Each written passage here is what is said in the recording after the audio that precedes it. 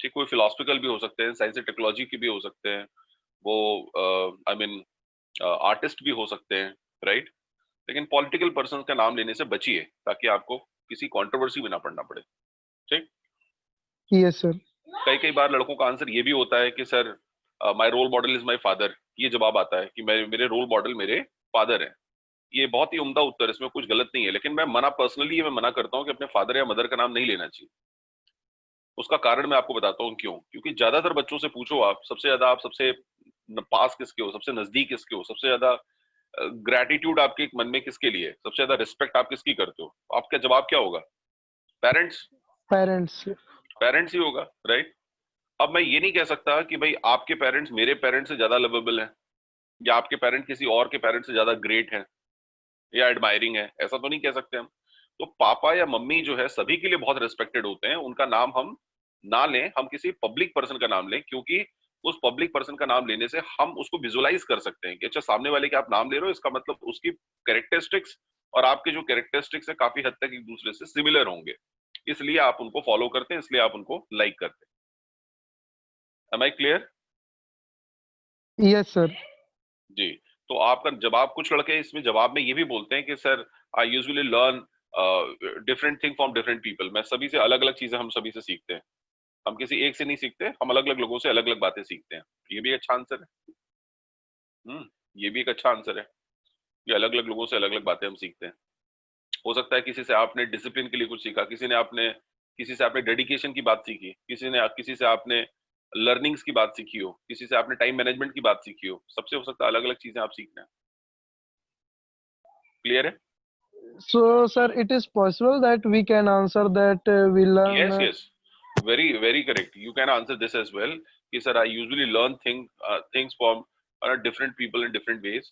मैं सभी से कुछ ना कुछ सीखता हूँ, और I don't follow any one individual. मैं किसी एक को नहीं फॉलो करता। देर आर मल्टीपल पीपल, है ना, टू थ्रू होम मतलब I learn different different things.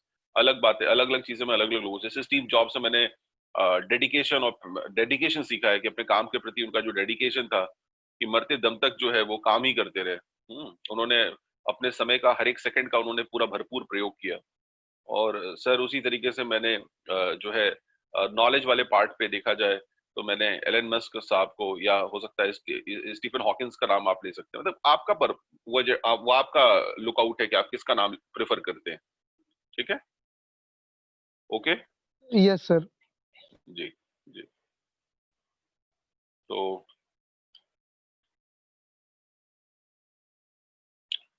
हम लोगों ने कल वाली जो क्लास में बात करी थी, वो क्या बात करी थी? Sir, कम्युनिकेशन के ऊपर बात self-introduction. करी थी। हाँ, Ye- इंट्रोडक्शन की बात भी करी थी, और साथ में मैंने कम्युनिकेशन की इंपॉर्टेंस के ऊपर बात करी थी, राइट। आज हम लोग जो क्लास में बात करने वाले हैं, it's a very very important topic, जिसका नाम है ग्रुप डिस्कशन। ठीक है, ग्रुप Yes, डिस्कशन। sir. तो इंट्रोडक्शन में कोई और डाउट तो नहीं है किसी को?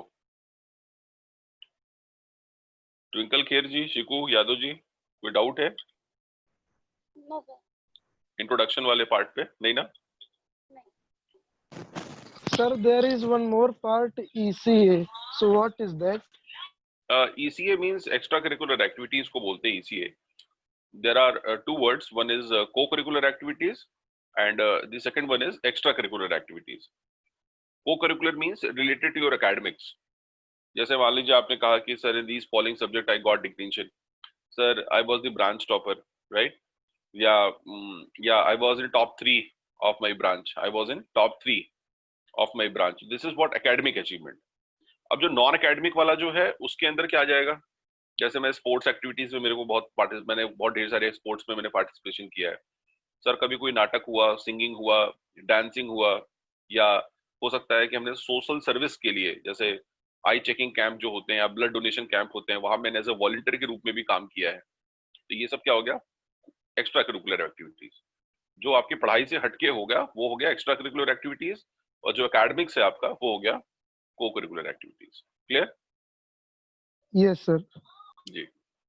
और कोई क्वेश्चन हो तो पूछ सकते हैं इंट्रोडक्शन से रिलेटेड, कोई और आपके मन में किसी भी प्रकार का, किसी को भी, आप में से आदित्य, कुमरेंद्र, चीकू, टिकू, ट्विंकल, कोई और डाउट किसी को हो तो आप जरूर मुझसे पूछ सकते हैं।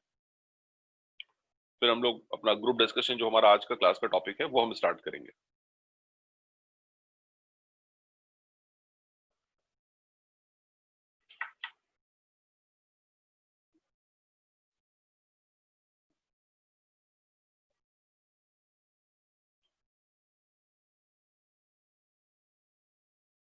तो मैं ये जूम कर रहा हूँ कि किसी को भी फिलहाल तो कोई डाउट नहीं है, यस सर। राइट?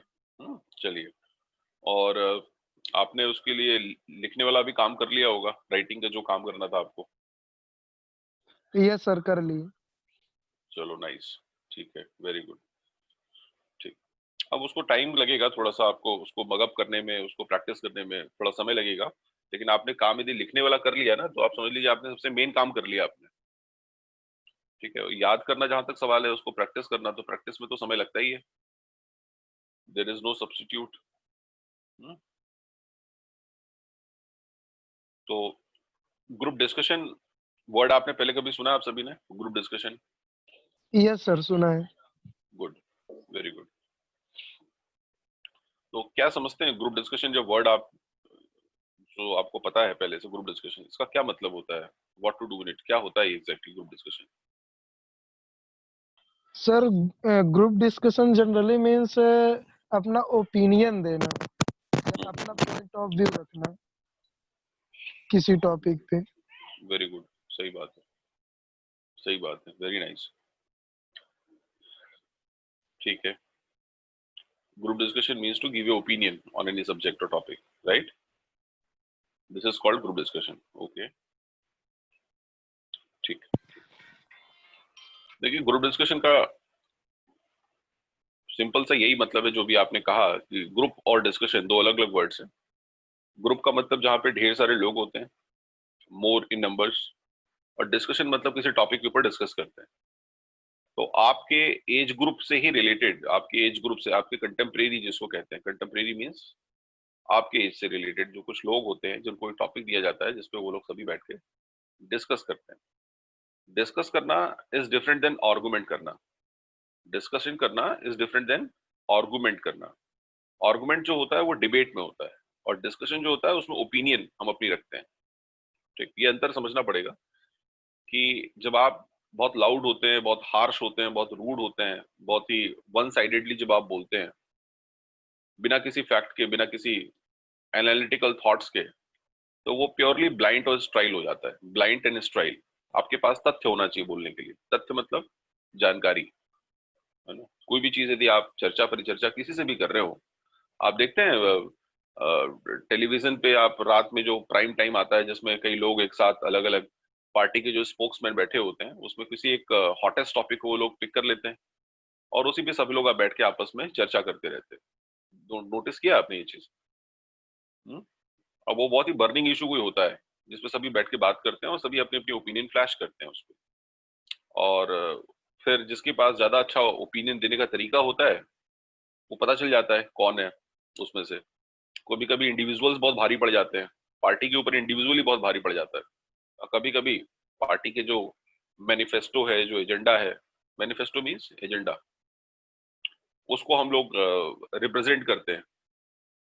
पार्टी के मैनिफेस्टो को एज अ पर्सन हम उसको वहां पे रिप्रेजेंट करते हैं, as a spokesman, as a spokesman हम उसको रिप्रेजेंट करते हैं। इसको हिंदी में क्या बोलते हैं? प्रवक्ता, राइट?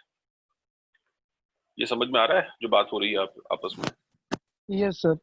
Yes, sir. जी, चलो, वेरी गुड। देखिए, मैं जो आपसे बातचीत करता हूँ ना, जब, तो मैंने कल भी ये बात आप लोगों से शेयर करी थी कि यदि मैं आपसे प्योर इंग्लिश में बात करूं, तो मुझे, आपको क्या लगता है हम लोग जिस तरह से पढ़ाई कर रहे हैं वो आपको सूट कर रही है इस तरह से बात करने का तरीका, कि मेरे को प्योरली इंग्लिश में ही आपसे कॉन्वर्सेशन करनी चाहिए? क्या लगता है आपको? No sir, pure English I think it will be difficult to understand. जी। और ट्विंकल खेर का आपका क्या सोचना है, ट्विंकल? जिस तरीके से हम और आप क्लास में जुड़े हुए हैं, जो मैं बात करता हूँ, क्या ये तरीका ठीक है, या should I speak completely thoroughly English? Hello. हाँ जी, सुन पा रहा हूँ मैं आपको। Sir, हाँ it is बोलिए. okay to both languages. This is fine. Hello? You, Yes, sir. should I be bilingual or should I speak thoroughly completely in English? What is more understanding? Sir, both languages. मतलब हम comfortable होंगे दोनों तरीके से समझाए तो. Hello? Very true. सही कहा आपने. Important है समझना, right? Yes, sir. ठीक है, ठीक है. Thank you very much, है ना? शिकू यादव जी, यस सर. ये ज्यादा ठीक है या कंप्लीट? आपको क्या लगता है कि इंग्लिश में ही होना चाहिए सेशन? सर बाइलिंगुअल ठीक है. बाइलिंगुअल ठीक है, जिसे समझ Yes, में sir. आना जरूरी है ना. Purpose important sir. जो है वो समझना है. चलिए, यस सर. तो अपनी बात को आगे कंटिन्यू करते हैं हम लोग. तो हम लोग बात कर रहे थे ग्रुप डिस्कशन के ऊपर. मैं आपसे बताना चाह रहा था कि ग्रुप डिस्कशन क्या होता है. मैंने आपको बताया कि डिबेट और डिस्कशन में डिफरेंस ये होता है कि डिबेट वो होता है जो आपने बचपन में कभी स्कूल में कभी पार्टिसिपेट किया होगा, जिसमें आपको टॉपिक पहले से पता होता था. एक हफ्ते पहले आपको टॉपिक दे दिया जाता था, आप किसी हाउस से रिप्रेजेंट करते थे और उस टॉपिक के ऊपर आप गूगल करके ढेर सारे फैक्ट्स जुटा लेते थे, कागज पे लिख के, और खूब अच्छे से उसको प्रॉपरली आप प्रिपेयर करके जाते थे. माइक पे खड़े होते थे और या तो फॉर में बोलते थे या तो अगेंस्ट में बोलते थे, राइट? और फॉर और अगेंस्ट में जब आप बात करते थे तो बहुत ही फायर्ड बोर्ड में बात करते थे, बहुत ही एकदम स्ट्रेट. और सुनने वाले को लगता था कि मानो दिस टॉपिक, ये जो टॉपिक पे बोल रहे हैं आप, this is completely made for you, right? क्योंकि हमारा सारी चीजें पहले से लिखी लिखाई होती थी, उसमें हम अपना कोई भी पर्सनल ओपिनियन नहीं देते थे. हमारे पास जो ओपिनियन होता था वो प्री रिटन होता था. प्री रिटन मतलब पहले से लिखा हुआ ओपिनियन होता था, राइट? लेकिन group discussion is different than doing debate. इसमें टॉपिक इमीडिएटली आपको दिया जाता है और उस टॉपिक पे आपको कुछ ना कुछ अपना कंट्रीब्यूशन देना होता है, प्लान करना होता है, थॉट प्रोसेस करना पड़ता है. आपको इमीडिएटली कुछ सोचना पड़ता है, कुछ कलेक्ट करना पड़ता है content related to the given topic, और फिर उसको आप फ्लैश करते हैं, मतलब बोल के उसको दिखाते हैं. और वहां पे पता नहीं, आप जैसे और भी बहुत से लोग होते हैं, उसमें कुछ लोग आपकी बातों से अग्री करते हैं, कुछ लोग आपकी बातों से डिसअग्री करते हैं. लेकिन दोनों ही कंडीशन में आपको अपनी बात पे टिके रहना बहुत जरूरी होता है, क्योंकि आप तुरंत से बातों को टर्न नहीं कर सकते, स्विच नहीं कर सकते. यदि ऐसा आपने किया तो आप पकड़े जाएंगे, राइट? नेक्स्ट क्वेश्चन अराइजेस कि इसमें ये क्वेश्चन एक बहुत इंपॉर्टेंट क्वेश्चन है जो मैं आपसे पूछ रहा हूँ. ये बहुत हेल्प करेगी आपका ये क्वेश्चन जब आप इसको रियलाइज करेंगे, सोचेंगे. The question is, you please tell me the reason. आप मेरे को एक कारण बता सकते हैं, जस्ट वन रीजन, कि why group discussion take place. जैसे पर्सनल इंटरव्यूज होते हैं, आपको पता है ना, पर्सनल इंटरव्यू होता है, रिटन क्वालिफाई करने के बाद आप जाते हैं पर्सनल इंटरव्यू के लिए, आपको इनवाइट किया जाता है. तो personal interview is also of two types. One is HR interview, second is MR interview, और third is called technical interview. ऐसे तीन तरह के डिफरेंट इंटरव्यूज होते हैं: HR interview, MR interview and technical round of interview. मैं बताऊंगा आपको, जब इंटरव्यू की क्लास लूंगा तो मैं आपको एक्सप्लेन करूंगा कि ये तीनों प्रकार के जो इंटरव्यूज होते हैं वो क्या और कैसे होते हैं, इसमें क्या करना चाहिए और कैसे करना चाहिए. लेकिन अभी का क्वेश्चन ये है कि उसका पर्पस क्या है. तो आप बोलोगे सर उसका पर्पस ये है कि वो हमारे बारे में जानना चाहते हैं. मैंने कहा वो तो ठीक है. तो इसी तरह से मैं आपसे एक क्वेश्चन पूछ रहा हूँ कि why group discussion take place, what they test in us for which group discussion is required to screen out for the students. किसी भी बच्चे को क्वालिफाई करने के लिए ग्रुप डिस्कशन की जरूरत क्यों पड़ती है, उन्होंने अपने प्रोसेस में इसको स्क्रीनिंग में क्यों रखा हुआ है. What is the special reason for they. हाँ हाँ बताइए. check the leadership quality and leadership quality and team work. मैं फिलहाल आपकी बात को थोड़ा सा कट कर रहा हूं ताकि आप उसको और अच्छे से रिफाइंड आंसर दे पाएं. कोशिश कर रहे हैं उसके लिए सोचने की. मेरा आपका आंसर ये है, जैसे भी आपने कहा कि लीडरशिप, तो ठीक है, आप मेरे पास जब इंटरव्यू के लिए आप आओगे तो I immediately frame some good question for you to check your leadership.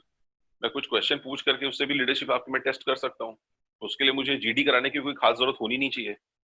नहीं, मैं कुछ सिचुएशनल ऐसा क्वेश्चन आपके लिए क्रिएट कर दूंगा जिससे कि मुझे ये पता चल जाएगा कि आपकी लीडरशिप स्किल्स क्या और कैसी हैं. इसके मेरे को डिस्कशन कराना कोई कंपलसरी तो नहीं होना चाहिए, राइट? बट सेकंड वाला जो आपने आंसर दिया था उसमें आपने बोला था टीम वर्क कराते हैं. टीम वर्क के लिए भी ऐसा इंपॉर्टेंट होता है. तो team work is a good answer, क्योंकि वहां पर टीम जो होगी, वहां पे आप जैसे ही और भी कुछ लोग होंगे. आपको पता है जब आप किसी कंपनी को ज्वाइन करते हो, ज्वाइन करने के बाद आपकी फ्रीक्वेंटली डिफरेंट डिफरेंट मीटिंग्स होती रहती हैं अलग अलग लोगों के साथ. ये कौन से लोग होते हैं? आपका टीम लीडर होता है और आप उसमें कुछ मेंबर्स होते हैं, उनके बीच में मीटिंग होती है. राइट। उसी तरीके से कभी कभी आपके बॉस के साथ मीटिंग होती है, और कभी कभी वहां पे हो सकता है बोर्ड ऑफ मेंबर्स, जो ढेर सारे लोग हैं वहां पे, जो ऑफिशियल से मैनेजमेंट के लोग हैं, वो सब एक कॉन्फ्रेंस रूम में इकट्ठा हो जाएंगे और किसी एक इंपॉर्टेंट मुद्दे पर आपको इनवाइट करेंगे बात करने के लिए। ठीक है, समझ में आ रहा है? Yes sir. Yes sir. तो ऐसी कंडीशन में पॉइंट इज, ऐसी जो कंडीशन होती है, इस कंडीशन में वो ये देखना चाहते हैं कि भाई आपको अपने बारे में जो भी आपको प्रॉब्लम्स हैं, जिस बारे में भी हम लोग कंपनी के अंदर डिस्कस कर रहे हैं, वहां पे यदि आपके पास कोई अच्छा आइडिया है, कोई आपके पास उसका सोल्यूशन है, आपके पास कुछ अच्छे पॉइंट्स हैं, तो क्या आप वहां बोलने की हिम्मत जुटा पाओगे? क्योंकि आपके आसपास 20-25 लोग बैठे हुए हैं। तो यदि आपका कॉन्फिडेंस नहीं है तो you can not throw your lines, you can not throw your ideas on us, right? If you are a weak contestant you can not throw, so you should have dare, you should have dare to speak about your things which you are presently feeling, जो आप feel करते हो। भले ही आपके पास knowledge है, लेकिन यदि आपने बोला नहीं, भले आप सोल्यूशन दे सकते हो, लेकिन आप कर ही नहीं पा रहे हो, सोल्यूशन दे ही नहीं पा रहे हो, क्योंकि आपके अंदर हिम्मत ही नहीं आ पा रही है 20 लोगों के बीच में कुछ बोलने का। और मान लो यदि 20 लोगों के बीच में आपने कुछ बोला और किसी ने आपकी बात को काट दिया, कंट्रोवर्सी कर दी, काट दिया, काटने के बाद तो फिर तो आप एकदम से पूरी तरह से डेड हो जाएंगे।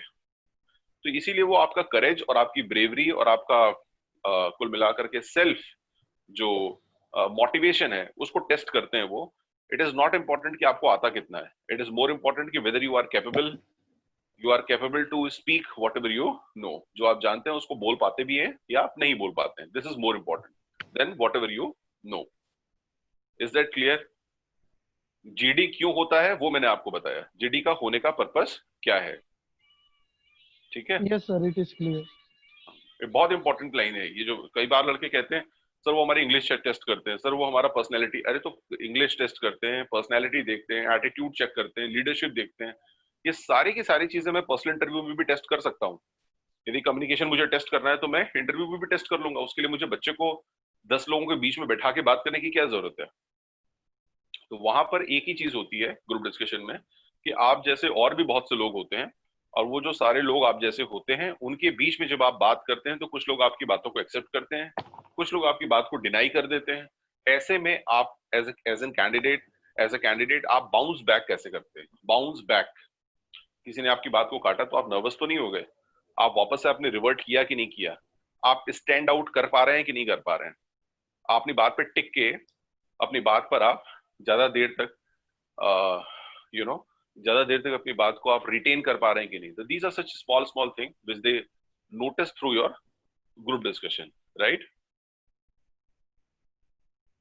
Yes sir. Any questions? अभी तक कोई क्वेश्चन हो तो आप पूछ सकते हैं। अभी तक कोई क्वेश्चन हो तो प्लीज पूछिए, फिर हम लोग नेक्स्ट इसके बाद डिस्कस करेंगे कुछ और।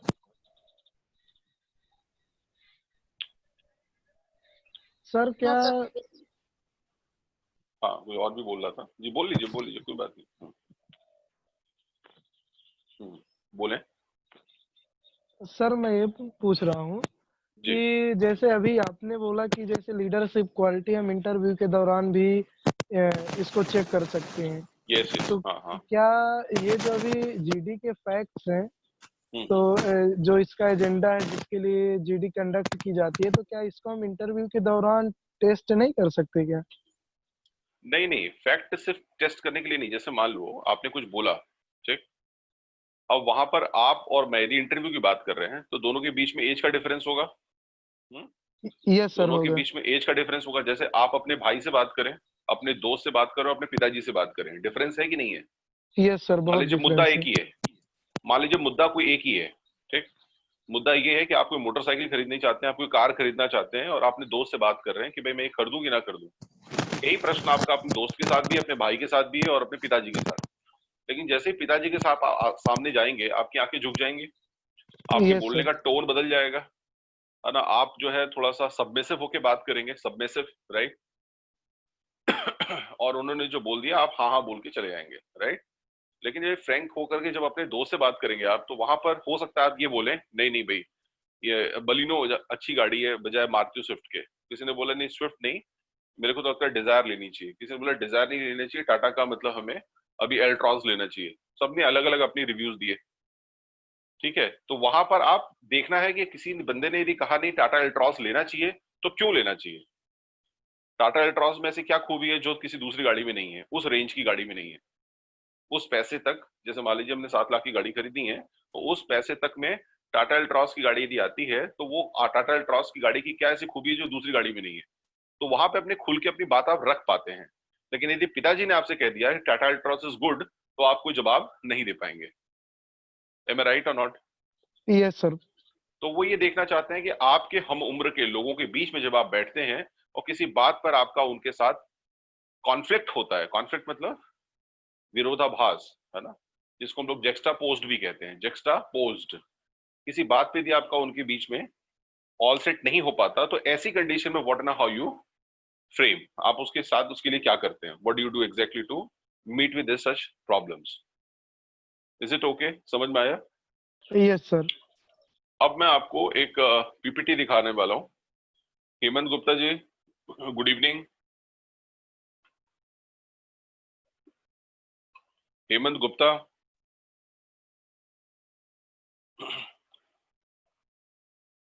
कैन यू लिसन अस?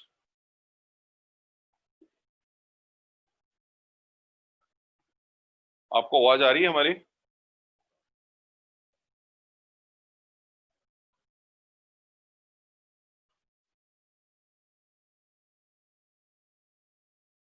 चलिए, मुझे लगता है कोई प्रॉब्लम है। तो पहले मैं आपको बता दूं, हेमंत गुप्ता जी आप चैट बॉक्स में आ जाओ। मैं आपको पहले ये रिव्यू बता दूं कि what are the things we have already completed in class. From which college are you? कौन से कॉलेज से हैं आप?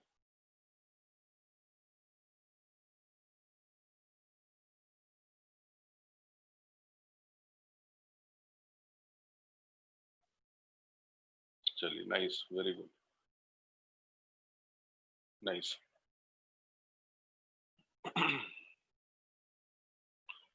तो हम लोग अभी हेमंत गुप्ता अभी जो है, आपका क्या ब्रांच और सेमेस्टर कौन सा है? Branch end semester?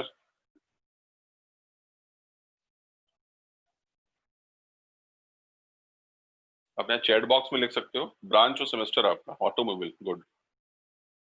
And which semester?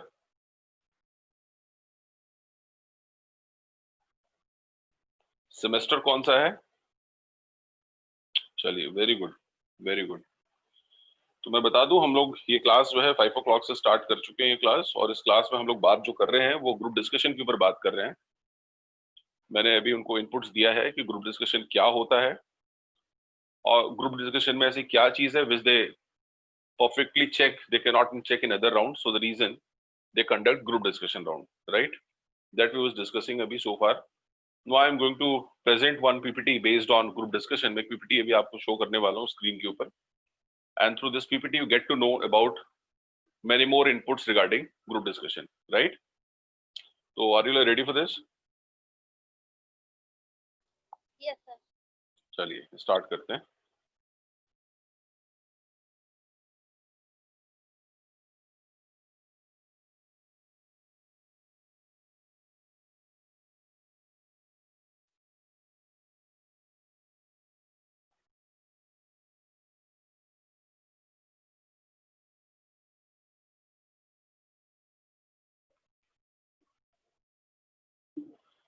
आपको स्क्रीन दिख रहा है आप लोगों को? Yes sir, it is visible. Yes, sir. चलिए, वेरी गुड। तो आपको याद होगा हम लोगों ने जो एक क्लास पीपीटी कवर की थी उसका नाम था पर्सनालिटी डेवलपमेंट प्रोग्राम, इसीलिए इसके ऊपर लिखा है पीडीपी कंटिन्यूड, मतलब this PPT is the continuation of personality development program. कि once you completed, once you get to know about your own personality, you check the areas where you needed to improve, where you needed to develop. After that, now it's a big question of where to implement. The implementation part of your personality development is in group discussion and personal interview, right? उसका हमने जो personality development के ऊपर बात करी थी उसका implementation कहाँ करना है वो ग्रुप डिस्कशन के ऊपर, तो सो इज द रीजन यहाँ पे पीडीपी कंटिन्यू लिखा है। ठीक, आप मुझे एक बात बताओ, ध्यान से सुनना, ये बड़ा इंपॉर्टेंट स्लाइड है ये। कि यदि किसी बच्चे का रिटर्न में क्लियर हो जाए, रिटर्न यदि उसका बच्चे का क्लियर हो जाए और उसके बाद उसको जब हम जीडी या पीआई के लिए इनवाइट करते हैं पहले तो उसके बाद हम उसको जीडी के लिए बुलाते हैं। जब वो लड़का जीडी क्लियर करता है तो उसके बाद हम उसको पर्सनल इंटरव्यू के लिए बुलाते हैं, राइट। तो मुझे बताओ कि जो फर्स्ट राउंड क्लियर करने के बाद जो सेकंड राउंड होता है, whether it's a test of selection और रिजेक्शन, क्या लगता है आपको?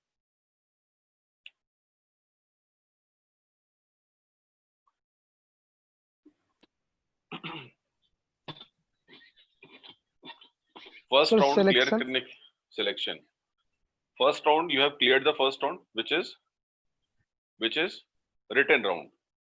आपने रिटन एप्टीट्यूड राउंड क्लियर कर लिया। इसके बाद हमने आपको पर्सनालिटी टेस्ट में जीडी और पीआई जो होता है उसके लिए इनवाइट किया। तो जो जीडी पीआई है, क्या उस टेस्ट सिलेक्शन के लिए होता है या रिजेक्शन के लिए होता है? क्वेश्चन आप लोगों को क्लियर है? हाँ, देखिए, इसका जवाब ये है, मोस्टली लोग इसको बोलते हैं कि रिजेक्शन का होता है। ये टेस्ट रिजेक्शन का होता है कि सर वो लोग उसके बाद भी देखना चाहते हैं कि किसे हमें रिजेक्ट करना है, किसे हमें सिलेक्ट करना है। That's true. ये सिलेक्शन और रिजेक्शन तो ठीक है, लेकिन पर्पस क्या है उसका? ज्यादातर बच्चे जिन्होंने रिटन में अप्लाई किया था, या आप कभी भी किसी भी कंपनी के बारे में आपको आइडिया नहीं है तो मैं बता रहा हूँ, यदि मान लो 100 बच्चे यदि रिटन क्लियर करते हैं, 100 बच्चे यदि बैठते हैं किसी भी कैंपस के अंदर, अब ये डिपेंड करता है कैंपस कौन सा है, कितने पैकेज वाला कैंपस है ना। वो ए ग्रेड है, बी ग्रेड है, सी ग्रेड है, ब्लू चिप कंपनी है, मिड कैप है, स्मॉल कैप है, लार्ज कैप है, कंपनी के ऊपर डिपेंड करता है वो कंपनी है कौन सी, राइट।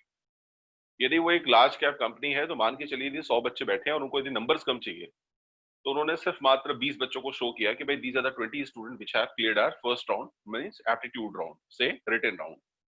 इन्होंने हमारा पहला फर्स्ट राउंड क्लियर कर लिया जिसको रिटन, तो उन्होंने 80 बच्चों को तो वही बाहर निकाल दिया। आप समझ रहे हैं? 100 में से 80 बच्चों को उन्होंने तुरंत से ही वहां पे बाइफिकेट कर दिया, निकाल दिया। इसका मतलब कि ज्यादातर बच्चे जो है वो बाहर निकल चुके हैं ऑलरेडी, जिनका रिटन में क्लियर नहीं हुआ। तो बचे हुए लड़के कितने? 20। अब जो 20 बच्चे बचे हुए हैं उसमें उनका होने के चांसेस क्या है, ज्यादा या कम? क्या सर लगता है आपको? अधिक ज्यादा है। ज्यादा है ना। तो जो बचे हुए रिमेनिंग जो 20 स्टूडेंट है, अब उनके चांसेस सिलेक्शन के ज्यादा है। ये ठीक उसी तरह से बात होगी कि मान लो भी मैंगो का सीजन है, ठीक, मैंगो का सीजन है और आप किसी वेंडर के पास गए और आपने बोला कि सर कैसे मिल रहा है ये पर केजी, तो उसने बताया कि 80 रुपीज पर केजी। आपने कहा कुछ कम करो, तो उसने बोला नहीं हम नहीं करेंगे, हम तो इतने पैसे भी देंगे आपको। तो आपने कहा ठीक है कोई बात नहीं, हम 80 रुपीज में लेने के लिए अग्री करते हैं, लेकिन जो हमें लेना है हम वही लेंगे, आप पिक कर सकते, आप हम चूज करेंगे इसमें से। उसने बोला ओके डन, आप चूज कर लो क्या आपको चूज करना है। तो क्या आपके 80 रुपीज लेने के बाद के जो भी आम बचेंगे, जो भी आम बचेंगे, आपने तो बहुत अच्छे अच्छे आम चुन लिए, तो क्या जो बचे हुए आम है वो सब खराब है क्या, जो बच गए आम उस पे वेंडर के पास? नहीं। No sir. नहीं। ठीक उसी तरीके से एक कैंडिडेट जो होता है, यदि उसका सिलेक्शन किसी कंपनी में नहीं हुआ, मान लो किसी भी कंपनी में नहीं हुआ, या वो कंपनी उस बच्चे को नहीं चुनती, इसका ये मतलब नहीं कि वो लड़का खराब है। इसका ये मतलब है कि हो सकता है कि उस कंपनी की रिक्वायरमेंट कुछ रही हो ऐसी जो आप उसमें फिट इन नहीं बैठते हो, तो कोई दूसरी कंपनी ले जाएगी। हाँ हो सकता है कॉस्ट थोड़ी बहुत ऊपर नीचे हो सकती है, पहली कंपनी आपको 6 लाख रुपए का पैकेज दे रही थी, हो सकता है सेकंड कंपनी आपको 5 लाख का ही पैकेज दे, but it does not matter, it does not matter much. ये हमारे लिए बहुत ज्यादा मैटर नहीं करता कि हमारा वो पैकेज कितना डिफरेंशिएट कर रहा है। Important is the selection and the companies brand, company कौन सी है और हमारा सिलेक्शन हुआ कि नहीं, ये मैटर ज्यादा करता है। बच्चों, शुरुआत के कुछ दिनों तक जब तुम अपना करियर स्टार्ट करोगे, किसी भी कंपनी में नौकरी जब करना शुरू करोगे, उसमें स्टार्टिंग में 2 चीजें बहुत मैटर करती हैं। ये बात मेरी लाइफ टाइम के लिए याद रखना। 2 चीजें सबसे इंपॉर्टेंट मैटर करती हैं, एक तो होता है नाम और दूसरा होता है काम। नाम और काम, नाम मतलब कि किस कंपनी के साथ तुम एसोसिएटेड हो और तुम्हें काम क्या दिया गया करने के लिए। और जब तुमने उस कंपनी के अंदर 3 से 4 साल बिता लिया, अपनी क्रेडिबिलिटी शो कर दी, अपने प्रोमिसेस तुमने कमिटमेंट दिखा दी, अपना वर्क उसमें तुमने करके सेटिस्फाई कर लिया उनको, आपको खुद को, उसके बाद जो चीज मैटर करती है उसका नाम है दाम। पहला क्या था? नाम, दूसरा क्या था? काम, और थर्ड क्या है? दाम। समझ में आ रहा है क्या?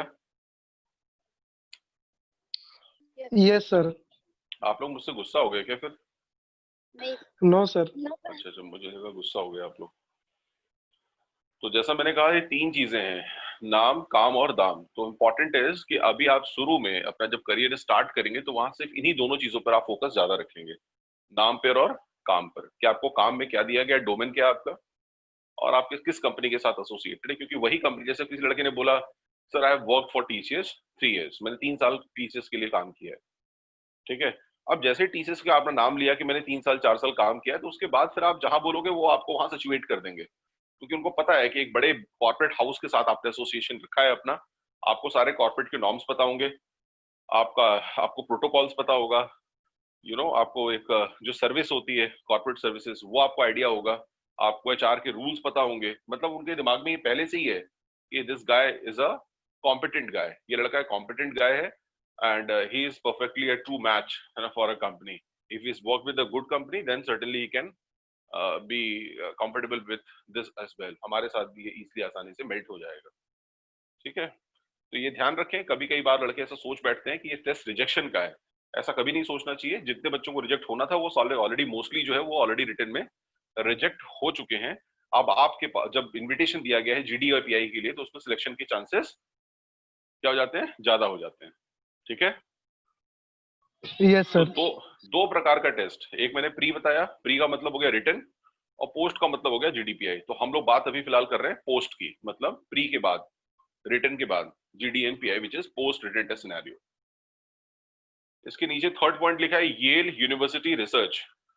ये आपको याद होगा, मैंने गोल सेटिंग की क्लास में ये 97% और 3% वाला फॉर्मूला आपको बताया था, याद है कि मैंने यस जब सर। गोल सेटिंग की जब डे 1 क्लास ली थी तो मैंने आपसे ये बात करी थी कि 97% people are those who do not have goal to the mind, only a 3% people have do goal and out of those 3% 2.56% get it in what actually they look for.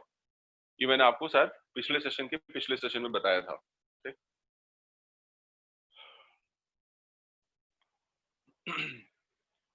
तो गोल के रिस्पेक्ट में मैंने ये कहा था कि it is a very very important thing, you should know about your goal, you want to know how to pave and what obstacles you would face and how to cross through, जो भी आपको बाधाएं आनी है उसके लिए आपने क्या सोच रखा है, जो आपकी प्रॉब्लम्स है उसके सोल्यूशन के लिए क्या सोच रखा है, इफ जो आपने प्लान कर रखा है यदि वो नहीं हुआ तो व्हाट नेक्स्ट, इसके बारे में क्या, मतलब all things you have already mentally prepared. ये जो जीएस लिखा है इसको हम लोग एक्सपांडेड फॉर्म में गोल सेटिंग ही कहते हैं। ये कौन करता है, ये लीडर्स करते हैं। लीडर्स के दिमाग में हमेशा एक विजन बना होता है, विजन दिमाग में रहता है कि हमने ये अचीव कर लिया, अब इसके बाद हमें मेरा नेक्स्ट टारगेट ये है। तो आपका भी वैसे ही है, सारी चीजें आपको एक डेडलाइन के साथ करनी चाहिए, मतलब टाइमलाइन के साथ करनी चाहिए। आपके दिमाग में प्लान पहले से होना चाहिए कि these things if I have already created, my next lookout is to create next destiny in so and so time, इतने समय में मुझे ये सेकंड चीज मेरे को कर लेनी है। ठीक, ये टूल्स वाली बात जो मैंने पहले ही से बता रखी है, जिसमें हम लोग अभी क्लास ही कर रहे हैं, ग्रुप डिस्कशन, इंटरव्यू, एक्सटेम्पोर। ये एक्सटेम्पोर पता है ना कि इमीडिएटली आपको टॉपिक दिया जाता है जिसपे आपको तुरंत से कुछ बोलना होता है। ग्रुप इंटरव्यू आपने कभी नाम नहीं सुना होगा, सुना है क्या ग्रुप इंटरव्यू? यस सर, इसमें विभिन्न 5-6 स्टूडेंट्स को बिठा लेंगे और साथ में सभी का इंटरव्यू लेते हैं। नहीं, ब्रांचेस अलग अलग हो या ना हो उससे मैटर नहीं करता। मान लो कि if you have cleared the written, I have called 70 student in one move, एक साथ हमने 6 7 8 बच्चों को बुला लिया, हमने उनको बोला सिट डाउन, और सबसे बुलाने के बाद हमने सबसे बोला यस नाउ इंट्रोड्यूस योरसेल्फ, या हमने कुछ एक ऐसा क्वेश्चन बोला, मैंने बोला you answer first then you answer then you answer, मतलब एक साथ 8 बच्चों को बैठा करके एक साथ इंटरव्यू करते हैं। ये कौन करता है? हमारे हिंदुस्तान में ऐसे कुछ बहुत ही प्रीमियम सेगमेंट के मैनेजमेंट इंस्टीट्यूशंस हैं जो इसे फॉलो करते हैं। उसमें एक सबसे पहला नाम आता है एसपी जैन का। SP Jain has got 3 centres in whole world, first is at Navi Mumbai, second is Singapore and third in Dubai. इनके 3 सेंटर हैं और ये लोग ग्रुप डिस्कशन नहीं कराते, इनफैक्ट ये लोग रिटन भी नहीं कराते, एसओपीज नहीं कराते, ये डायरेक्टली से बच्चों का ग्रुप इंटरव्यू कराते हैं। तो पहले वाला जो इंटरव्यू होता है वो 40 से 50 मिनट का होता है। जब 8 बच्चों को बुला करके फिर ये 4 बचते हैं, तो 4 में से मान लीजिए उन्होंने 4 को नेक्स्ट राउंड में बुलाया, 4 को रिजेक्ट कर दिया, तो जो 4 बच्चे बचे उनका सेकंड राउंड इंटरव्यू होता है जिसको बोलते हैं ग्रुप इंटरव्यू स्टेज 2। उसमें से भी वो लोग क्रॉस क्वालिफाई है ना, क्रॉस क्वालिफाई करके किसी एक बच्चे को शॉर्टलिस्ट करते हैं, फिर उसके साथ दोबारा इंटरव्यू करते हैं। तो ऐसे वो 3-4 राउंड में इंटरव्यूज होता है। पहला वाला 40-50 मिनट का, दूसरा वाला 20-25 मिनट का, और तीसरा वाला ऐसे 10-15 मिनट का इंटरव्यू। ठीक है, जस्ट 1 मिनट प्लीज।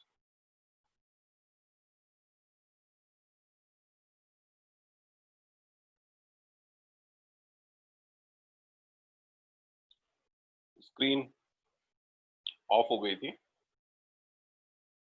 आवाज आ रही है प्रॉपर?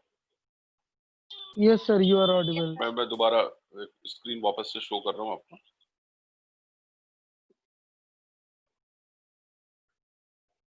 हम लोग यहाँ पे थे, तो ग्रुप इंटरव्यू के बारे में मैं बता रहा था, और एक होता है TAT टैट जिसको हम लोग बोलते हैं थीमेटिक एप्रिसिएशन टेस्ट। ये IIM अहमदाबाद कराता है, और भी जो IIMs के ब्रांचेस हैं वो कराते हैं। वो लोग WET भी कराते हैं, जिसको बोलते हैं वर्ड एसोसिएशन टेस्ट। कुछ लोग इसको राइटिंग एबिलिटी टेस्ट भी बोलते हैं। इसके दोनों मतलब होते हैं।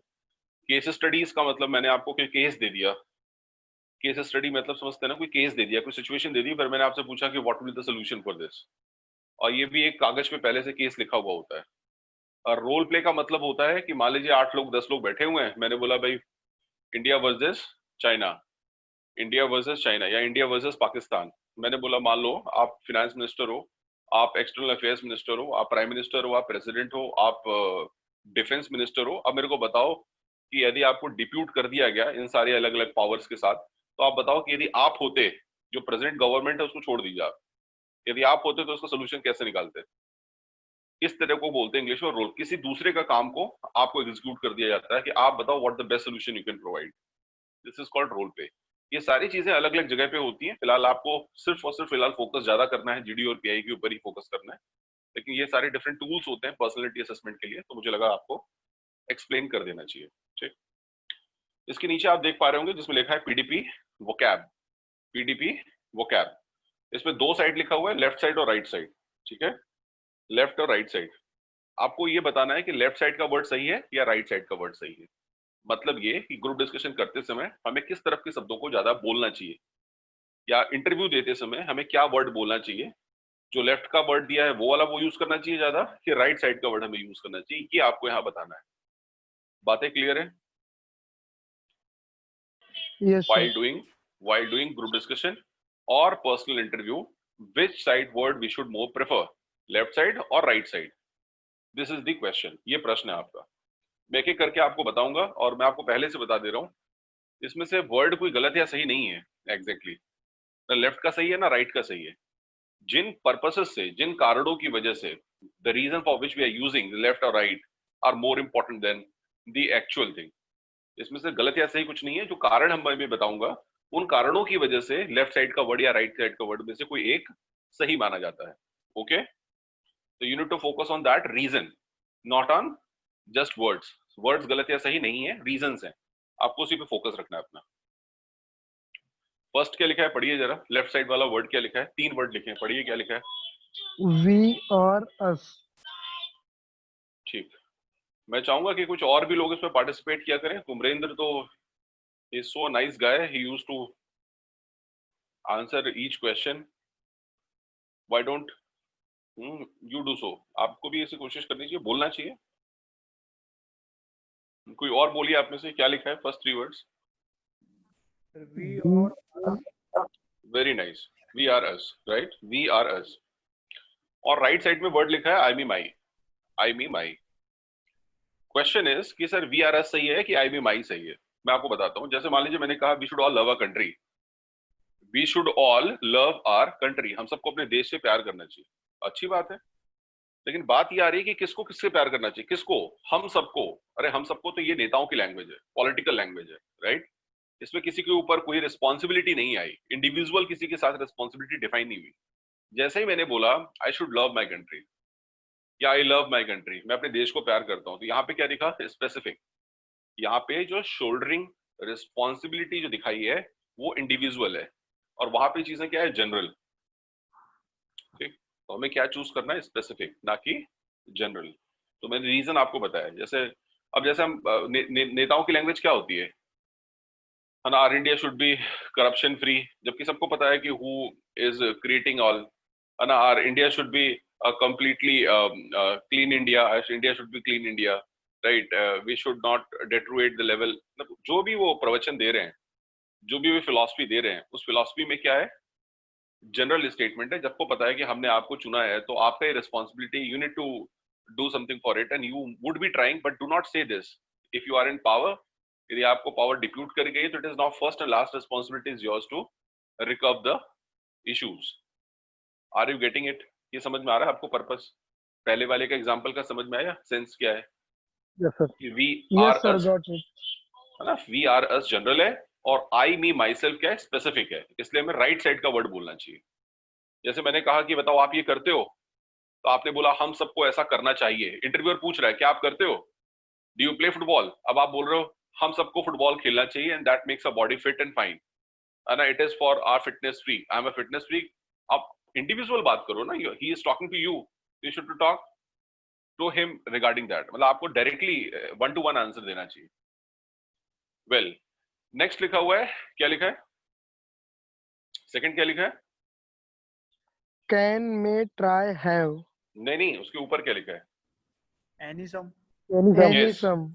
वेरी ट्रू, एनी सम, और उसके साइड में थोड़ा दिख नहीं रहा होगा आपको, वो और वन लिखा हुआ है, और वन, राइट।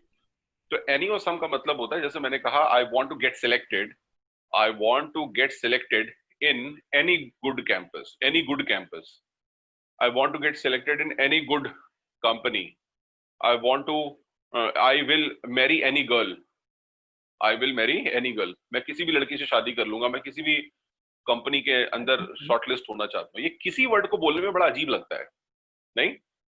और जब आपने बोला I want to get selected in one good, I want to get selected in one good company, ये सुनने में अच्छा लग रहा है या पहला वाला सुनने में अच्छा लग रहा था? बताइए। तो सेकंड वन अच्छा लग रहा है, सेकंड वाला, पहले वाला था। यस। तो सेकंड वाला स्पेसिफिक है और फर्स्ट वाला क्या था? जनरल। तो पिछले वाले एग्जांपल में भी आपने यही नोटिस किया था कि फर्स्ट वाला जनरल था, सेकंड वाला स्पेसिफिक था, इसलिए सेकंड वाला सही था। अब नेक्स्ट लिखा है can, may, try, have to, और साथ में क्या लिखा है उधर, उसके स्ट्रेट में क्या लिखा है? शैल, विल। यस, शैल और विल। अब जैसे मान लो आप मैंने कहा कि आई मे कम टुमारो, आई मे कम टुमारो, कल मैं शायद आ सकता हूँ, मतलब शायद जिसमें ज्यादा ही लग रहा है। आई कैन कम टुमारो, मैं आ सकता हूँ, मतलब इसमें श्योरिटी नहीं दिख रही है, इसमें डिटर्मिनेशन नहीं दिख रहा है। और जहां मैंने बोला आई विल कम टुमारो, मतलब यहाँ 100% डिफाइंड है कि मैं आऊंगा, मतलब मैं आऊंगा, इसमें आ सकता नहीं हूं, फॉर श्योर आऊंगा। ठीक है, तो कोई डाउट नहीं है यहाँ पे, जो आप बोल रहे हैं वहां कोई डाउट नहीं है सेकंड वाले में। और फर्स्ट वाले में डिलेमा है, क्या है? डिलेमा, है ना, एम्बिग्यूटी दिख रही है वहां पे। क्या दिख रहा है, क्या दिख रहा है? एम्बिग्विटी। सस्पेक्टेड है, मतलब एम्बिग्यूटी दिख रही है, डिलेमा दिख रहा है। ठीक है, चलिए। इसी तरह एक वर्ड लिखा है थिंक और फील, ये बड़ा मजेदार वर्ड है, थिंक और फील। ये तो इनफैक्ट मैं आपसे कहूंगा कि आप कभी भी किसी से भी बात करते हो ना, ये वर्ड हमेशा बच्चों याद रखना, कहीं कैसे बोलना है, बस थिंक बोलना है कि फील बोलना है। एक जो लड़का अभी अपना करियर स्टार्ट करने वाला है, जिसके पास किसी प्रकार का कोई अभी तक का एक्सपीरियंस नहीं है, उस बच्चे को हमेशा वर्ड फील बोलना चाहिए, या फील बोलने की आदत डाल लेनी चाहिए। जीडी में, ग्रुप डिस्कशन में, जब तुम ग्रुप डिस्कशन करोगे, लोगों से बात करोगे, तो वहां भी तुम्हें फील वर्ड यूज करना चाहिए। What I personally feel about the topic is this, मैं जो पर्सनली फील करता हूँ उस टॉपिक के ऊपर वो ये है, राइट। तो फील वर्ड का हमें प्रयोग ज्यादा करना चाहिए। ठीक है, और दूसरा वर्ड क्या था? थिंक। फील की हिंदी होती है महसूस करना, और थिंक का हिंदी क्या होता है? सोचना। मैं ऐसा सोचता हूँ, और जब आदमी दिमाग से सोचता है तो उसके दिमाग में प्रॉस एंड कॉन्स दोनों आते हैं। आदमी थोड़ा एनालिटिकल सोचता है, मतलब उसमें लॉजिकल सोचना स्टार्ट करता है, वो थोड़ा रीजनिंग करता है उसके अंदर। समझ रहे हैं आप मेरी बात? तो थिंक करना इज एनालिटिकल थिंग, और फील करना इज योर राइट, ये आपका अधिकार है, फील करना। Got it? ये दोनों का डिफरेंस समझ में आया क्या, फील और थिंक का? Yes Yes, sir. sir. जैसे मैं कोई चीज महसूस करता हूं, तो मेरा पूरा राइट बनता है कि मैं अपनी बात कह सकता हूं दूसरे से, कि मैं क्या फील करता हूं, मैं अच्छा फील कर रहा हूं, खराब फील कर रहा हूं। या मैंने, किसी ने मेरे को पूछा क्या लगता है सर आपको, इंडिया को चाइना के ऊपर अटैक कर देना चाहिए? तो मैंने बोला कि हाँ, अटैक तो नहीं करना चाहिए, लेकिन हमें डेयरली उनको जवाब देना चाहिए, हमको उनको काउंटर फीट करना चाहिए, हमें उनको अपने तरफ से ये शो कर देना चाहिए कि उनकी तरफ से जो कार्रवाइयां हो रही हैं हम उसको बर्दाश्त नहीं करेंगे। If shall they do for acquisition of a land, यदि हमारे वो जमीन का मतलब अधिग्रहण करते हैं, राइट, इंपैरलिज्म करते हैं, कॉलोनिज्म करते हैं, इंपैरलिज्म, कॉलोनिज्म, ये सारी चीजें करते हैं, तो हम उसे एक्सेप्ट नहीं करेंगे। ठीक है, ये मेरा फील है। अब इसका मतलब ये थोड़ी होगा कि आर्मी चीफ आप हो, फील करने का काम कोई भी कर सकता है एज अ सिविलियन। अब मैंने बोला थिंक क्या करते हो आप, तब आप थिंक करने में व्हाट आई पर्सनली थिंक कि sir in if you shall look back, यदि आप वापस पहले का देखें तो 1961 and also they attacked on us, और during that time the government was, मतलब आप मेरे को जो भी बता रहे हैं वो तथ्यों के साथ, उसमें आप ये कहना चाहते हैं कि मैं जो सोच रहा हूं, मैं खुद एक बड़ा विद्वत आदमी हूं, जो मैं सोच रहा हूं वही सही है और वही मान्यता सत्य है। ये कहना गलत है, ठीक है, क्योंकि मैं ही सच बोल रहा हूँ और सारे लोग जो सोच रहे हैं वो पता नहीं उनकी सोच क्या है, बट जो मैं बोल रहा हूँ वो तो 100% सच है, क्योंकि मेरे पास ये फैक्ट्स है। हो सकता है कि आपकी जो फैक्ट्स है वो सही हो, उसके बियॉन्ड भी बहुत से फैक्ट्स हो जो बचे हुए हों, राइट? तो थिंक के बजाय ये वर्ड बोलना स्टार्ट कर दो, व्हाट आई पर्सनली फील। मैंने पूछा, एग्जाम्पल मान लो इंटरव्यू में तो मेरे पास आए और मैंने पूछा कि व्हाट इफ, क्वेश्चन है, थिंक एंड फील से रिलेटेड क्वेश्चन है। मैंने बोला कि what if another company will give you, what if another company will give you a chance to be a part of them once if you're shortlisted with us, so shall you join them or not? मैंने कहा कि आज हमने आपको मतलब हमने आपको joining दे दी, हमने आपको शॉर्टलिस्ट कर लिया, और क्या हो यदि आपके कॉलेज में एक दूसरी कंपनी आए और यदि वो भी आपको शॉर्टलिस्ट कर ली तो आप ऐसे में क्या करेंगे? तो आप ये नहीं बोल सकते what I think about the situation is, I'll see which company is offering more package, what is their role and responsibility given as per their functionality and against position, accordingly I'll decide whether I should go for it or not.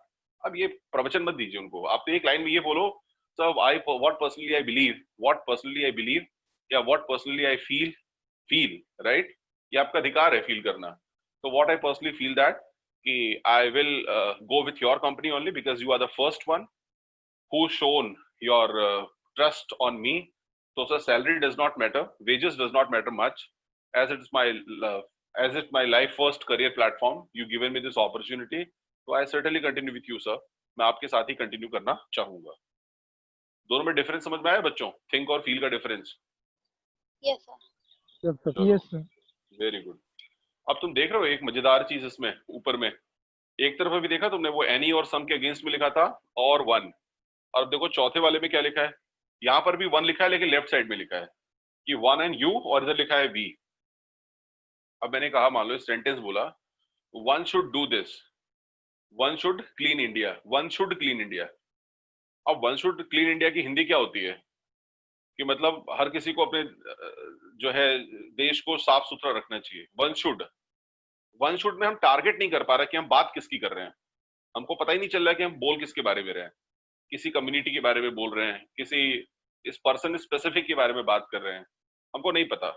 और जब मैंने ये बोला we should all try, we should all come together, unite together to clean our India, अब यहां साफ समझ में आ रहा है कि हम पूरे लोग एक कंबाइंड एफर्ट्स की बात कर रहे हैं, एक कंबाइंड एफर्ट्स की बात कर रहे हैं, सहयोग की बात कर रहे हैं, सामूहिक एक सहयोग की बात कर रहे हैं, जिसमें हम ये कहना चाहते हैं कि हम सबको मिल करके अपने देश को साफ सुथरा रखना चाहिए।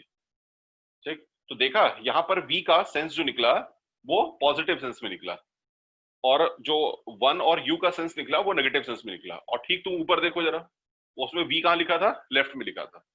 और आई मी माई कहाँ लिखा था? राइट में। तो मैंने शुरू में ही आपको बता दिया था कि जो पर्पस है वो ज्यादा इंपॉर्टेंट है, ना कि वर्ड्स। मतलब रीजन, जिस रीजन से आप वर्ड को यूज कर रहे हो, that is more important than words. You cannot say that कि these words are wrong, but you should understand कि with purpose for you're using that word, किस कारण से आप उस word को use कर रहे हो।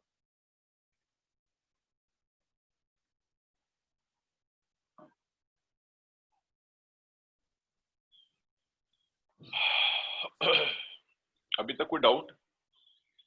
No sir. चलिए, अब देखिए एक वर्ड लिखा है प्रॉब्लम और एक लिखा है चैलेंज। ये भी बड़ा इंटरेस्टिंग और मेरा फेवरेट वर्ड है। कोई लड़का आके बोलता है, मान लो कोई लड़का आके बोलता है sir I have a problem, तो समझ में आता है भाई प्रॉब्लम है, ठीक है। और कोई आकर के ये बोलता है sir I have got a challenge, कि मेरे को चैलेंज है।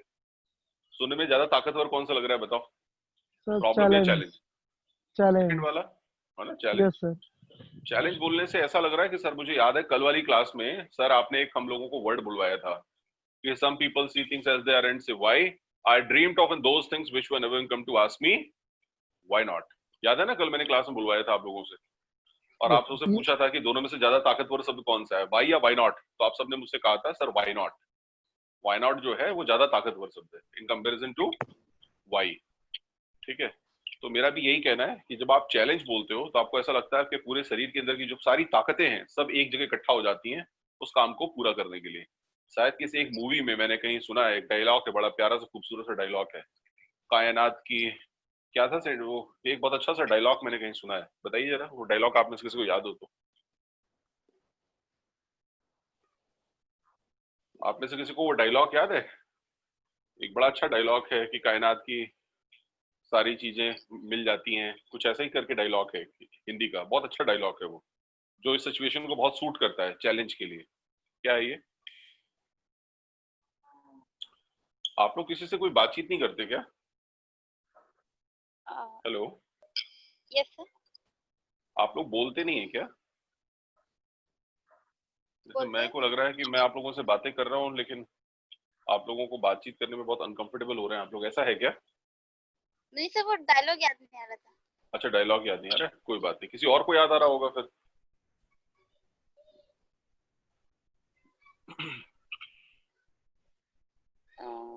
Yes sir.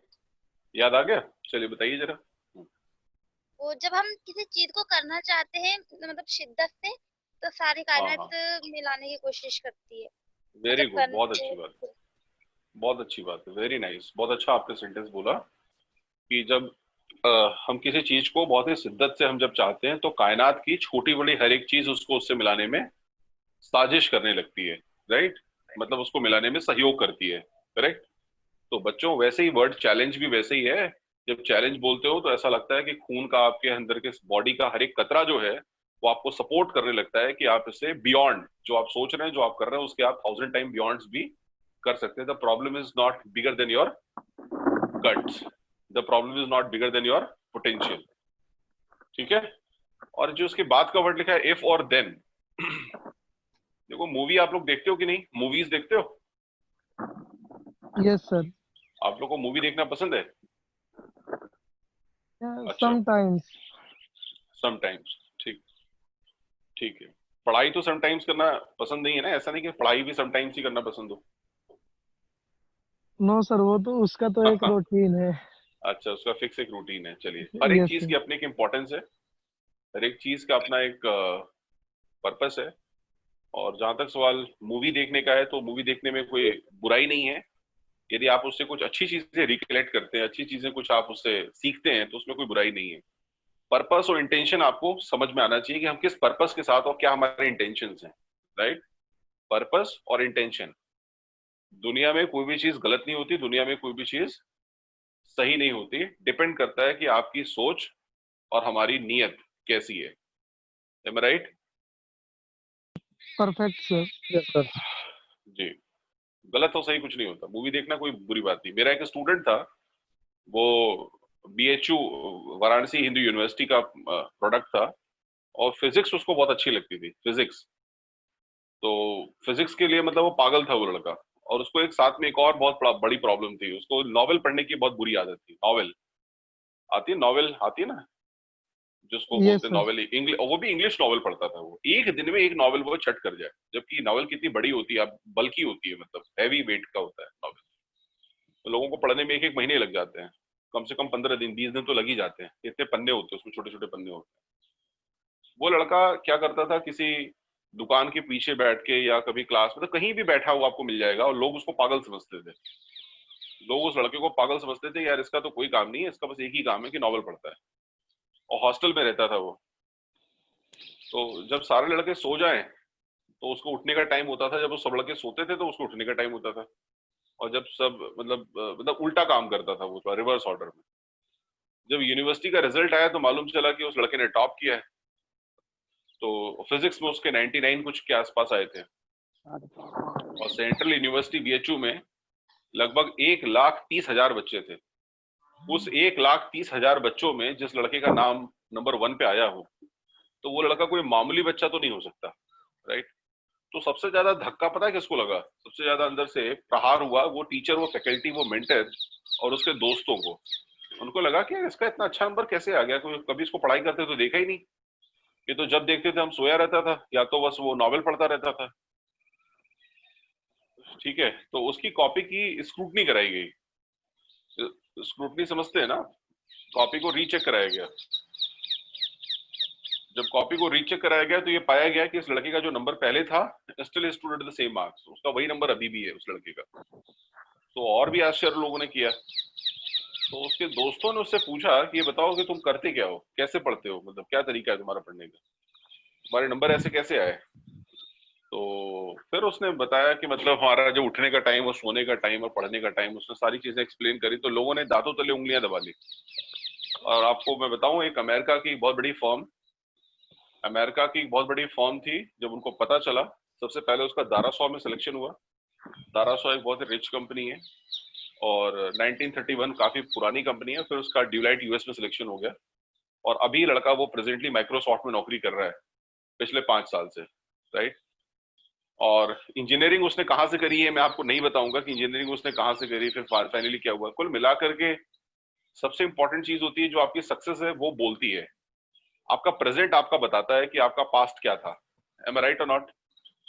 आपका यस सर। प्रेजेंट बताता है कि आपका पास्ट क्या था। जब आप एक प्रौढ़ अवस्था में आ जाते हैं, जब आप मेच्योर लेवल पे आ जाते हैं, तब आपका प्रेजेंट आपका पास्ट बताता है, ठीक है। और यही प्रेजेंट फिर आपका फ्यूचर भी लिख देता है। इसलिए लोग शायद सभी के यही कहते हैं कि हम सबको प्रेजेंट में जीना चाहिए, हमको अपने प्रेजेंट को बेहतर से और बेहतरीन बनाना चाहिए, पास्ट को लेकर रिग्रेट नहीं करना चाहिए और फ्यूचर को लेकर के ज्यादा सोचना नहीं चाहिए। हमको जो करना चाहिए वो प्रेजेंट में जीने की कोशिश करनी चाहिए, जो बहुत टफ है। एक एक्सरसाइज के रूप में ये इतना आसान नहीं है, राइट। ठीक है, तो लोगों का नजरिया आपके प्रति क्या है ये मैटर नहीं करता, आपका नजरिया आपके प्रति खुद क्या है ये बहुत मैटर करता है। लोग आपको पसंद नहीं करते ये इंपॉर्टेंट नहीं है, आप खुद को पसंद करते हैं कि नहीं करते हैं ये ज्यादा इंपॉर्टेंट है, ठीक। कहने के लिए ये बातें बहुत छोटी हैं, लेकिन ये बातें बहुत ही बहुत ही बहुत ही महत्वपूर्ण है। कभी कभी छोटी छोटी बातें जो बड़ा बड़ा काम कर देती है ना, कहते हैं द स्मॉलेस्ट आइडिया, एक छोटा सा आइडिया आपके दिमाग में आ जाए तो पूरी दुनिया का वो रूप परिवर्तन कर सकता है।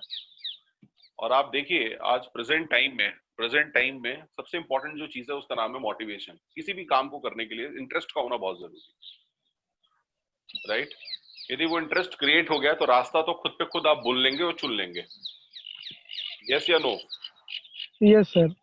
Yes sir. तो आपको सिर्फ अपने डिजायर को बर्निंग डिजायर बनाना है। डिजायर को बर्निंग डिजायर मतलब जो आपके डिजायर्स हैं वो तो अच्छी बात है, आपको चाहत है कि कुछ आप पाना चाहते हैं लाइफ में, आप कुछ करना चाहते हैं, वो अच्छी बात है, लेकिन उसको बर्निंग डिजायर बनाइए, उसको थोड़ा ताकत दीजिए। जैसे देखते हैं ना वो पुराने जमाने की जो ट्रेनें चला करती थी, उसमें कोयला, इंजन में कोयला डालते थे तो वो बर्न होता था। जब उसको और तेज, उसको और स्पीड बढ़ानी होती तो कोयला और डालते थे ताकि उसको और ज्यादा क्या मिले, एनर्जी। एनर्जी मिले, एनर्जी उसको और ज्यादा मिले, काइनेटिक एनर्जी 1/2 mv², उसको और ज्यादा मिले ताकि वो और तेज स्पीड से चले। तो आपको भी अपने पास डिजायर होना अच्छी बात है, लेकिन उसको बर्निंग डिजायर बनाइए, ठीक।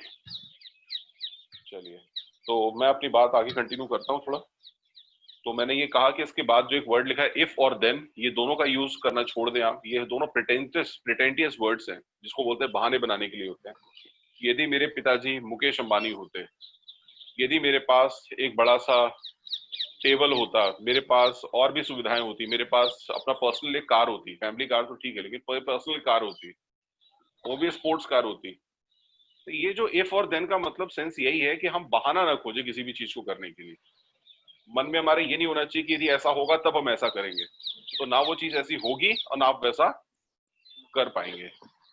तो ये हमें इफ और देन का प्रयोग नहीं ही करना चाहिए, right. Next word is complaint and second is problem. अब मुझे बताओ, देखो इसके ऊपर क्या लिखा था, प्रॉब्लम के लिए क्या लिखा था, नेक्स्ट वर्ड, चैलेंज। और अभी क्या लिखा है कंप्लेंट के लिए, प्रॉब्लम। इसका मतलब first word is complaint, second word is problem, और सबसे अच्छा वर्ड क्या है, चैलेंज। चैलेंज। जैसे मान लो आप अपने कॉलेज में पढ़ाई करते हो, आप वहां गए और आपने जाने के बाद अपने मैनेजमेंट में किसी सर से बोला कि sir I have a complaint against you, ठीक। क्या बोला आपने, sir I have a complaint against you. आपको क्या लगता है उनकी प्रतिक्रिया क्या होगी आपके प्रति, उनका जो रिएक्शन होगा आपको लेके वो कैसा होगा, अच्छा होगा या नेगेटिव होगा? निगेटिव। नेगेटिव होगा।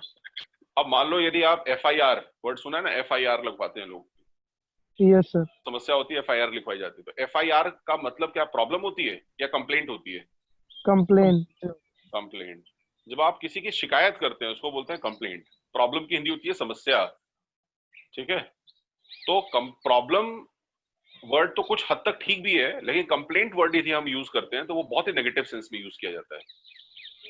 तो कंप्लेंट से अच्छा वर्ड प्रॉब्लम है, और प्रॉब्लम से भी अच्छा वर्ड क्या है कि ये मेरे लिए एक प्रकार का चैलेंज है, मैं देखता हूं कि ये कैसे नहीं होगा। और जैसे ही आपने ये बोला कि ये देखता हूं मुझसे कैसे नहीं होगा, आपने पूरी ताकत लगा के उसमें जुट जाते हैं और you do the best of everything to convert and to make it happen. उसको करने के लिए आपने पूरी ताकत लगा देते हैं। ठीक, ये समझ में आया क्या?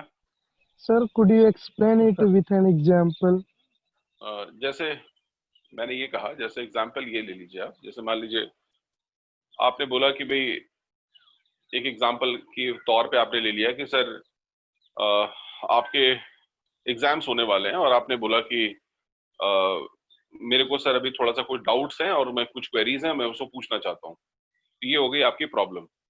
आपने अपने टीचर से बात करी, उन्होंने बोला कि अभी I am busy, will discuss some other day, हम किसी और दिन बात करेंगे। तो आपने उनकी कंप्लेंट कर दी मैनेजमेंट से। आपने बोला कि sir I discussed about my problem to the concern teacher but he did not answer, I have a complaint, so the reason मैं प्रिपेयर नहीं कर पा रहा हूँ अपनी चीज। ये हो गया कंप्लेंट। प्रॉब्लम क्या है कि सर के पास भी समय नहीं है, अब मैं समय कैसे उनसे लूँ?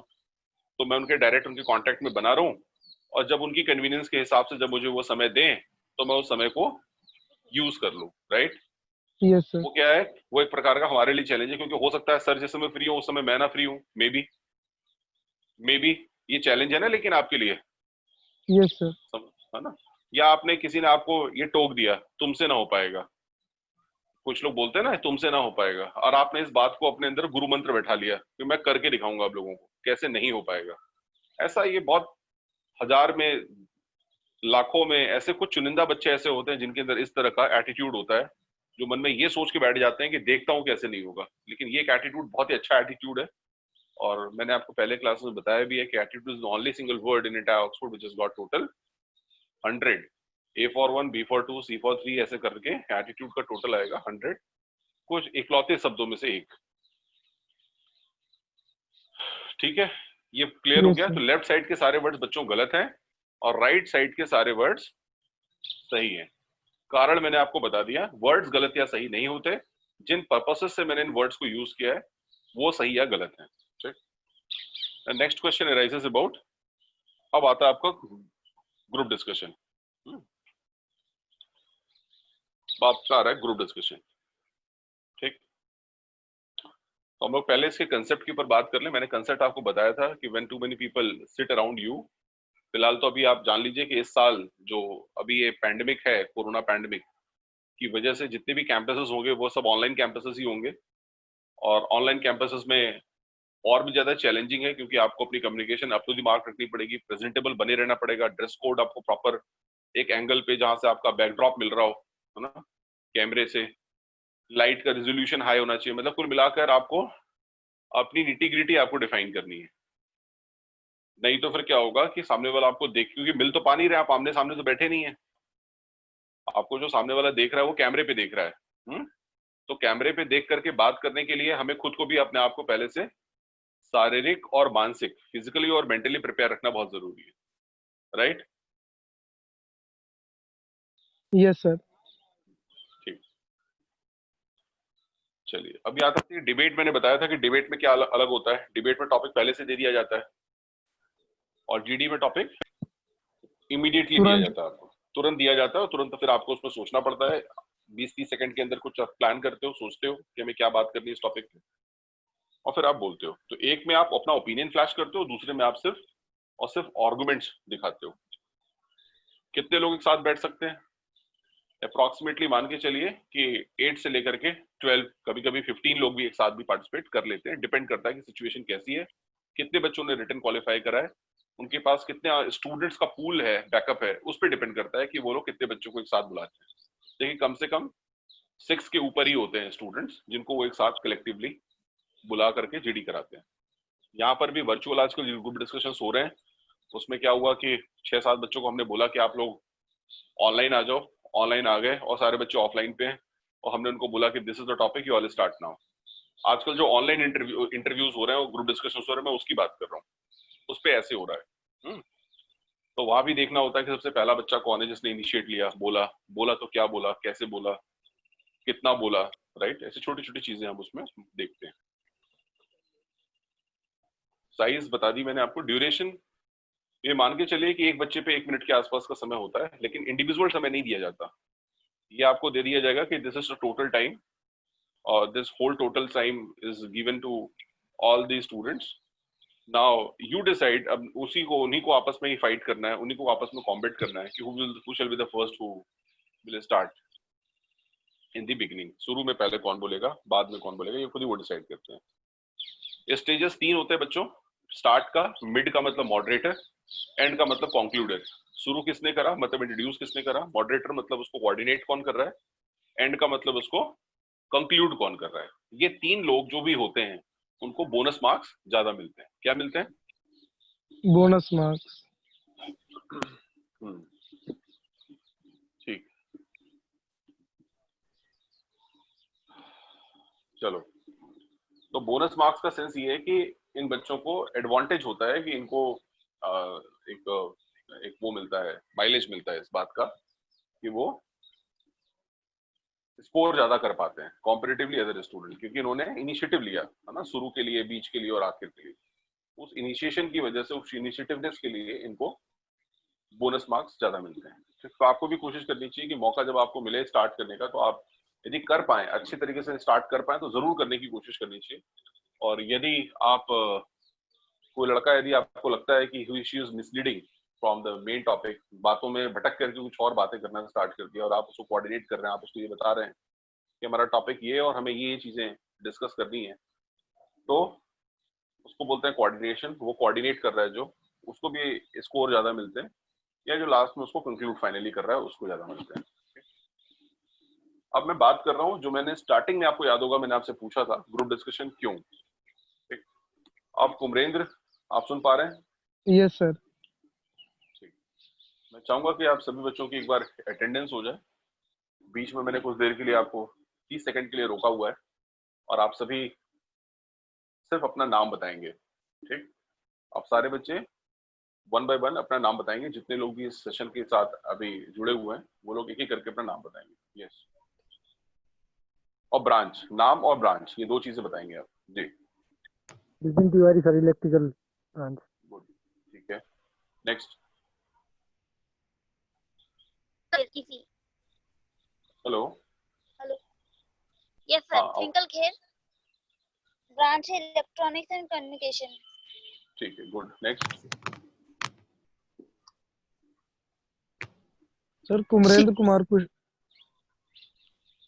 Yes, first you okay please.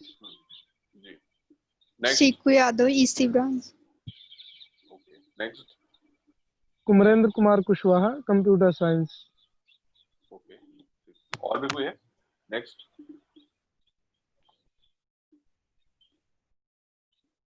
अभी फिलहाल कितने लोग? 4 लोग ही जुड़े हैं। सर विपिन। अच्छा, विपिन। विपिन सुन पा रहे हो आप? Yes sir, Vipin Tiwari, electrical branch. मैंने बता दिया सर पहले ही। अच्छा, हाँ, शुरू में बता दिया था आपने। ओके, ठीक। ये 5 लोग ही हैं ना, सिर्फ 4-5 लोग? Yes sir. Yes sir. चलिए, ठीक। तो बात हो रही थी कि क्या जीडी क्यों होता है, ये हम लोग बात कर रहे थे, क्या जज करने के लिए होता है। सबसे पहली चीज जो मैंने आपसे कहा था कि आपका बिहेवियर, वो ग्रुप में नोटिस करते हैं कि आप जब अपने जैसे हम उम्र लोगों के साथ जब आप बैठ के डिस्कस करते हैं तो आपका उसमें बिहेवियर कैसा होता है।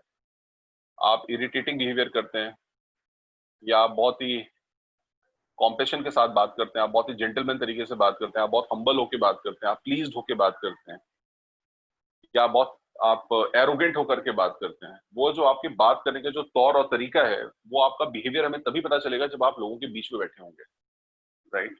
ये हम पर्सनल इंटरव्यू में कभी नहीं देख सकते या कर सकते हैं। तो इसलिए जीडी, ग्रुप डिस्कशन, इसलिए होती है ताकि वो ग्रुप में आपको देख पाए, नोटिस कर पाए कि मान लो आपने किसी कोई बात कही और किसी ने आपकी बात को काट दिया कि you are saying absolutely wrong. मान लो आपने कुछ कहा और मैंने तुरंत इमीडिएटली आपको बोल दिया कि आप जो बोल रहे हैं वो गलत है।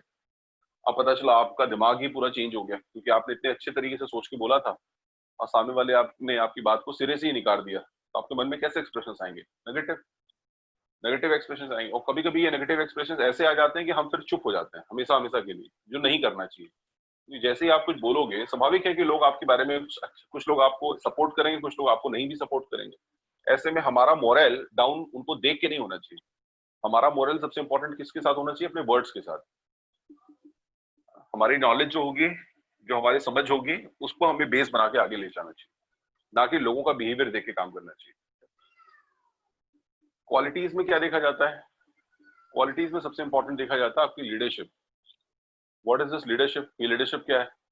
लीडरशिप का मतलब कि आप इनिशिएटिव लेते हो कि नहीं, यदि डिसीजंस लेने का मौका मिला तो आप वो ले पाओगे कि नहीं, राइट? यदि कोई नहीं कर रहा है तो आप आगे आ पाओगे कि नहीं, राइट? तो इसको बोलते हैं लीडरशिप। एबिलिटीज के अंदर ये देखा जाता है कि आप जो अलग अलग तरह की सिचुएशंस के हिसाब से आपके अंदर कितनी सिचुएशनल लीडरशिप है। एनालिटिकल मतलब आपके सोचने का तरीका भिन्न भिन्न होना चाहिए। हर जगह आप एक तरीके का फॉर्मूला नहीं लगा सकते।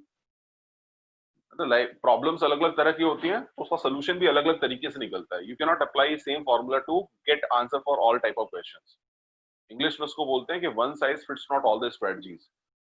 इसको इंग्लिश में कहा जाता है कि one size fits not all the strategies. ठीक, जैसे हम मान लीजिए शर्ट पहनते हैं, आप शर्ट हर आदमी के लिए सेम साइज की तो शर्ट एप्लीकेबल नहीं है ना, जबकि सबको पता है कि shirt is to cover a body, ठीक, upper half of the body को कवर करने के लिए होती है, लेकिन सबके लिए साइज अलग अलग होती है। हर किताब सबके लिए कॉमन नहीं होती। 5th स्टैंडर्ड की किताब 5th का बच्चा पढ़ता है, ग्रेजुएशन अंडर ग्रेजुएट का बच्चा अंडर ग्रेजुएट की किताब पढ़ता है, राइट? स्किल्स में क्या इंपॉर्टेंट है? Presentation. What is means presentation? कोई बताएगा आप में से प्रेजेंटेशन क्या होता है? Sir, how we present our topic means the topic which is given. So the way of talking about that topic. Okay, good. हाँ, और कोई बताओ आप में से, कोई और भी बताएगा? प्रेजेंटेशन वर्ड सुना हुआ है आपने पहले भी? वर्ड आपने पहले कभी सुना है? प्रेजेंटेशन वर्ड क्या होता है?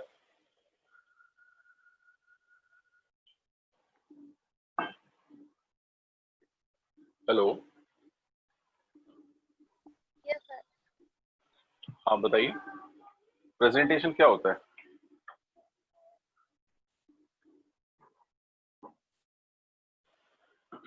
कुछ आइडिया किसी प्रकार का? कुछ भी?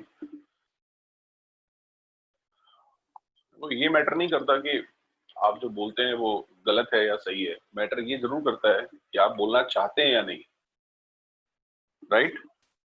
सर किसी चीज की पीपीटी बना के और वो किसी चीज को प्रेजेंट करना, किसी टॉपिक को प्रेजेंट करना। Very good, very good. ये विपिन बोल रहे हो आप? Yes sir. Very good Vipin, सही कहा आपने, एकदम परफेक्ट है। ठीक, तो जैसा भी आप लोगों ने कहा कि प्रेजेंटेशन का मतलब किसी भी चीज को प्रेजेंट करना, दिखाना। ये मैंने आपको शायद बताया है पहले भी, लेकिन मैं इसको थोड़ा अलग तरीके से समझा रहा हूँ।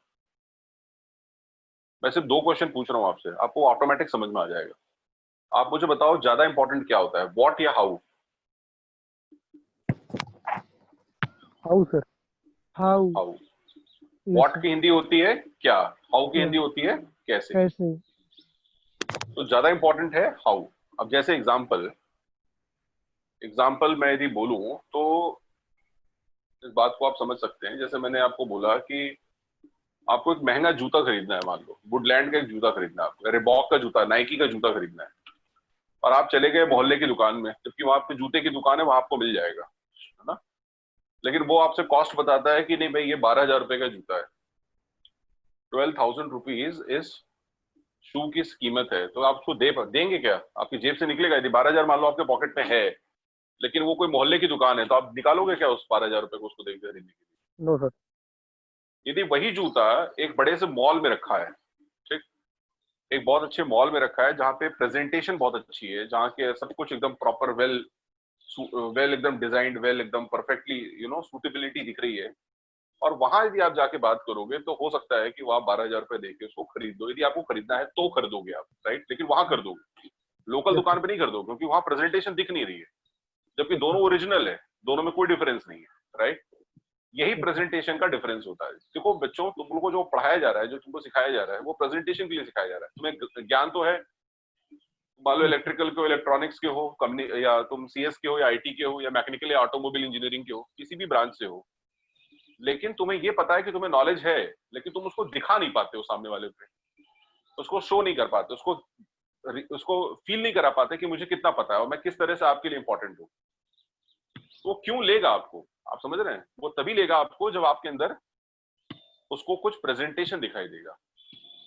आपने कहावत सुनी है ना, जो दिखता है सो दिखता है। नहीं। तो जो दिखता है वही बिकेगा, और आपको दिखाना आना चाहिए। मैंने ये नहीं कहा कि आपको आना ही नहीं चाहिए, कुछ आपको आना भी चाहिए, लेकिन दिखाना भी आना चाहिए। दोनों चीजें इंपॉर्टेंट है। मैंने आपको याद है पहली क्लास में बताया था आपको कि चाय की कीमत टपरे वाले के पास 10 रुपए की होती है, और यही चाय की कीमत यदि आप एक 5 स्टार होटल में चले जाओ तो उसकी कीमत कितनी हो जाती है? 15 रुपए। 1532 रुपीज, है ना, 1532 रुपए इसकी कीमत हो जाती है, yes. Inclusive all the taxes. अब चाय का कीमत बदल गया, लेकिन क्या चाय का टेस्ट भी बहुत ज्यादा बदलेगा क्या? No. No sir.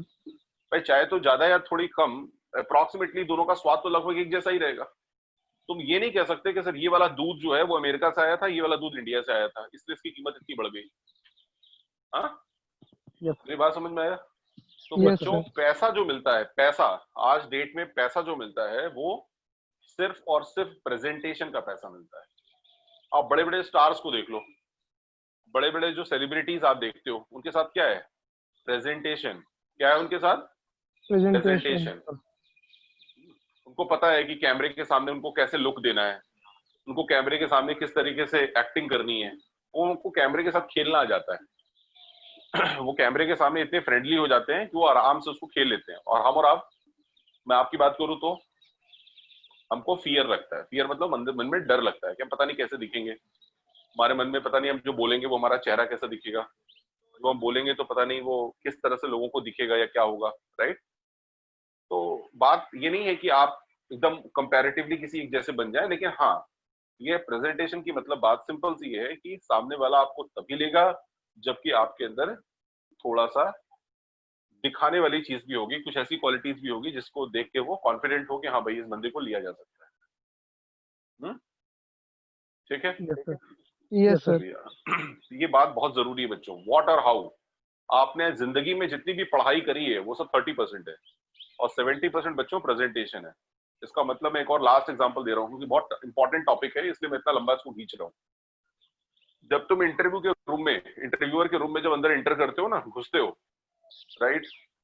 So 70% of the interview just depends on what and how you entered inside from the door. You greeted a person before you took chair, went out. 70% interview सिर्फ इस बात पे निर्भर करता है कि तुम्हारी एंट्री कैसे हुई, तुम अंदर घुसे तो तुम्हारा बॉडी लैंग्वेज कैसा था, तुम्हारी जो कदम चाल थी, कदम चाल वो कैसी थी, राइट? और जब हमने आपको कहा, जब आपने हमको विश किया good morning good afternoon time के हिसाब से, तो विश किया तो कैसे विश किया, और जब हमने आपको बोला कि आप बैठ जाइए तो आप बैठे तो कैसे बैठे। 70% इंटरव्यू सिर्फ इस छोटी सी बात पे डिपेंड करता है, लेकिन लड़का क्या मन में सोच के जाता है, अरे पता नहीं सर क्या पूछेंगे, अच्छा सर ने मेरे को सर्किट का क्वेश्चन पूछ लिया तब मैं क्या जवाब दूंगा, सर ने मुझसे वो वाला क्वेश्चन मतलब कैलकुलेशन पूछ लिया, या लैंग्वेज में क्वेश्चन पूछ लिया, कोडिंग में क्वेश्चन करने के लिए दे दिया, तब मैं क्या जवाब। मतलब लड़का क्वेश्चन को लेकर डरा रहता है, प्रेजेंटेशन पे उसका कोई फोकस नहीं रहता। ठीक है? तो तुम्हें किस पे काम करना है? नॉलेज पे तो काम करना ही है, लेकिन प्रेजेंटेशन पे मेन काम करना है। ठीक है? क्योंकि हमें मालूम है कि तुमने रिटर्न क्लियर कर लिया है, इसका मतलब तुम्हारा नॉलेज बेस फंडामेंटली इतना है जितना हमें चाहिए। एक फ्रेशर बच्चे के हिसाब से जितना होना चाहिए उतना है, और जो नहीं आता वो हम आओगे तुम सिखा देंगे। जब तुम हमारे कंपनी में ज्वाइन करोगे तो हम तुम्हें थोड़ा बहुत जो कमियां रहेंगी वो गाइड कर देंगे, सिखा देंगे। लेकिन अभी इंपॉर्टेंट क्या है कि तुम्हारे अंदर एटलीस्ट प्रेजेंटेशन होना चाहिए। दिखावा नहीं बोलते उसको, दिखना बोलते हैं। दिखावा अलग चीज होती है, दिखना दिखावा नहीं है, ये दिखना है। ठीक, चलो। और नॉलेज क्या लिखा है? नॉलेज में क्या लिखा है? कमांड। कमांड। नॉलेज में लिखा है कमांड। इसका सेंस ये है कि आपको जो भी पता है, जैसे आपने कहा सर, मैंने कोई क्वेश्चन पूछा, मान लो कि energy stored in a half cell capacitor is equal to 1/2 CV²। ये मैंने प्रश्न एक पूछा मान लो आपसे, ठीक है, और आपको इस क्वेश्चन का आंसर नहीं आता, मान लो। क्वेश्चन समझ में आया जो मैंने पूछा? Yes sir. Energy stored in a half cell capacitor is equal to 1/2 CV square. मैंने आपसे पूछा हिस्टेरेसिस लॉस क्या होता है और आपको इसका मान लो उत्तर नहीं आता, ठीक? तो आप मुझसे ये कह सकते हो sir I am sorry, I don't know the answer of your question. I am पहले सॉरी बोल दिया, मतलब आपने रिग्रेट कर लिया, रिमॉर्स दिखा दिया, इसे माफ करिएगा मुझे इसको प्रश्न का उत्तर नहीं आता, but you may have questions from the areas in which I am prepared. Sir आप ये पूछ लें तो सर, लेकिन हो सकता है कि दुनिया में ऐसा कोई व्यक्ति नहीं जिसको हर सब्जेक्ट की हर एक चीज की नॉलेज हो। ऐसा कोई व्यक्ति है क्या पूरी दुनिया में? No sir. नहीं है। लेकिन आपका कहना है कि सर मुझे जो आता है वो ठीक से आता है और जो नहीं आता वो नहीं आता। वो नहीं आता, लेकिन जो आता है वो ठीक से आता है। वो यही सुनना चाहता है, इंटरव्यूअर भी यही सुनना चाहता है कि जो तुमको आता है उस चीज के लिए तुम कॉन्फिडेंट रहो, जो तुम्हें नहीं आता वो तुम सीख लेना, यदि नहीं सीखे हो तो सीख लेना या हम सिखा देंगे, लेकिन जो चीजें आती हैं उस पर कॉन्फिडेंट होकर के जवाब दो। ताकि तुम, जैसे तुमने हमसे कहा सर हमको मैथ्स का पजल लगाना अच्छा लगता है, मान लो, और मान लो मैंने तुमसे एक मैथ्स का पजल पूछ लिया और तुमको नहीं बना, तो कोई जरूरी थोड़ी कि मैथ का पजल, सारे मैथ के पजल बनी जाएंगे। अरे ठीक है, फिर मैंने दूसरा क्वेश्चन पूछा, तीसरा पूछा, चौथा पूछा, पांचवा, तो कम से कम 5 क्वेश्चन में से एक तो बनना चाहिए, हाँ या ना? Yes sir. तो हमने प्रूफ कर दिया कि सर हमने जो बोला था वो सच बोला था, झूठ नहीं बोला था हमने, राइट? हमें पसंद है तो हमने जवाब भी दे दिया। इसी तरह से तुम्हारा जो भी सब्जेक्ट अभी पढ़ाई करते हो उसमें एक सब्जेक्ट की तुम अच्छे से प्रिपरेशन करो, ताकि उससे रिलेटेड यदि क्वेश्चन पूछे जाए तो तुम उनको सेटिस्फाई कर पाओ। इट इज इंपॉर्टेंट, ठीक है? whenever you are preparing your subject areas you should prepare one subject, two subject, from there you can answer question। इसको मैंने कल भी बोला था कि don't try to be master of all the trades and jack of none। इसकी हिंदी मतलब दुनिया का कोई आदमी परफेक्ट नहीं होता, लेकिन किसी एक चीज की परफेक्शन यदि बनाओ तो वो ज्यादा अच्छा है। सारी चीजों की परफेक्शन से अच्छा है कि किसी एक चीज की परफेक्शन डेवलप करो अपने अंदर पहले, जब वो हो जाए उसके बाद सेकंड की परफेक्शन करो, सेकंड हो जाए फिर थर्ड के बारे में सोचो। क्लियर है फंडा? Yes sir. Yes sir. तो नॉलेज इन कमांड इंपॉर्टेंट था, ठीक। अब देखो इसके बाद क्या लिखा है, राइट अप्रोच। जीडी यदि स्टार्ट हो रहा है और मान लो हमने तुम्हें कोई टॉपिक दिया, तो वो टॉपिक तुम्हें पहले से ठीक से अच्छे से समझ में आना बहुत जरूरी है। यदि समझ में नहीं आया और तुम उस पर बोलना स्टार्ट कर दिए, क्योंकि सर ने सिखाया था कि जो सबसे पहले बोलता है, जो बीच में मॉडरेटर बनता है, जो लास्ट में कंक्लूडर होता है, उसको बोनस मार्क्स मिलते हैं, ये तो ठीक है, तो मैंने सही बोला है, लेकिन तुम्हें पता ही नहीं है कि टॉपिक क्या है और तुम उस पर कुछ भी आपने बोलना स्टार्ट कर दिया, तो वो बहुत नेगेटिव, वो बहुत ही नेगेटिव इंप्रेशन आपके बारे में जाता है, ठीक है? डोंट डू दैट, वो नहीं करना है, बचना है इस बात से।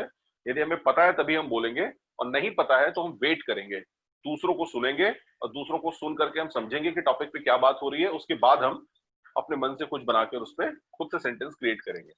लेकिन आप सामने वाले से ये नहीं बोल सकते sir can we change the topic, topic बदल लें क्या हम लोग, ये नहीं बोल सकते। आप बोल सकते हैं क्या, बताना? नो बताना। सर। ये लोग बोल सकते हैं कि हमको टॉपिक इतनी पसंद नहीं आया तो हम उनसे कह सकते हैं सर टॉपिक चेंज कर दो। नो सर, ये तो इंटरव्यूअर पर डिपेंड करता है। हाँ यस, है ना, पैनल पे डिपेंड करता है। जो उन्होंने यदि कोई टॉपिक चुन लिया तो चुन लिया, आप उसको चेंज नहीं करा सकते, भले ही हमको वो पसंद का हो या ना हो, या हमें आता हो भी हो ना आता हो, काम तो उसी पे करना पड़ेगा।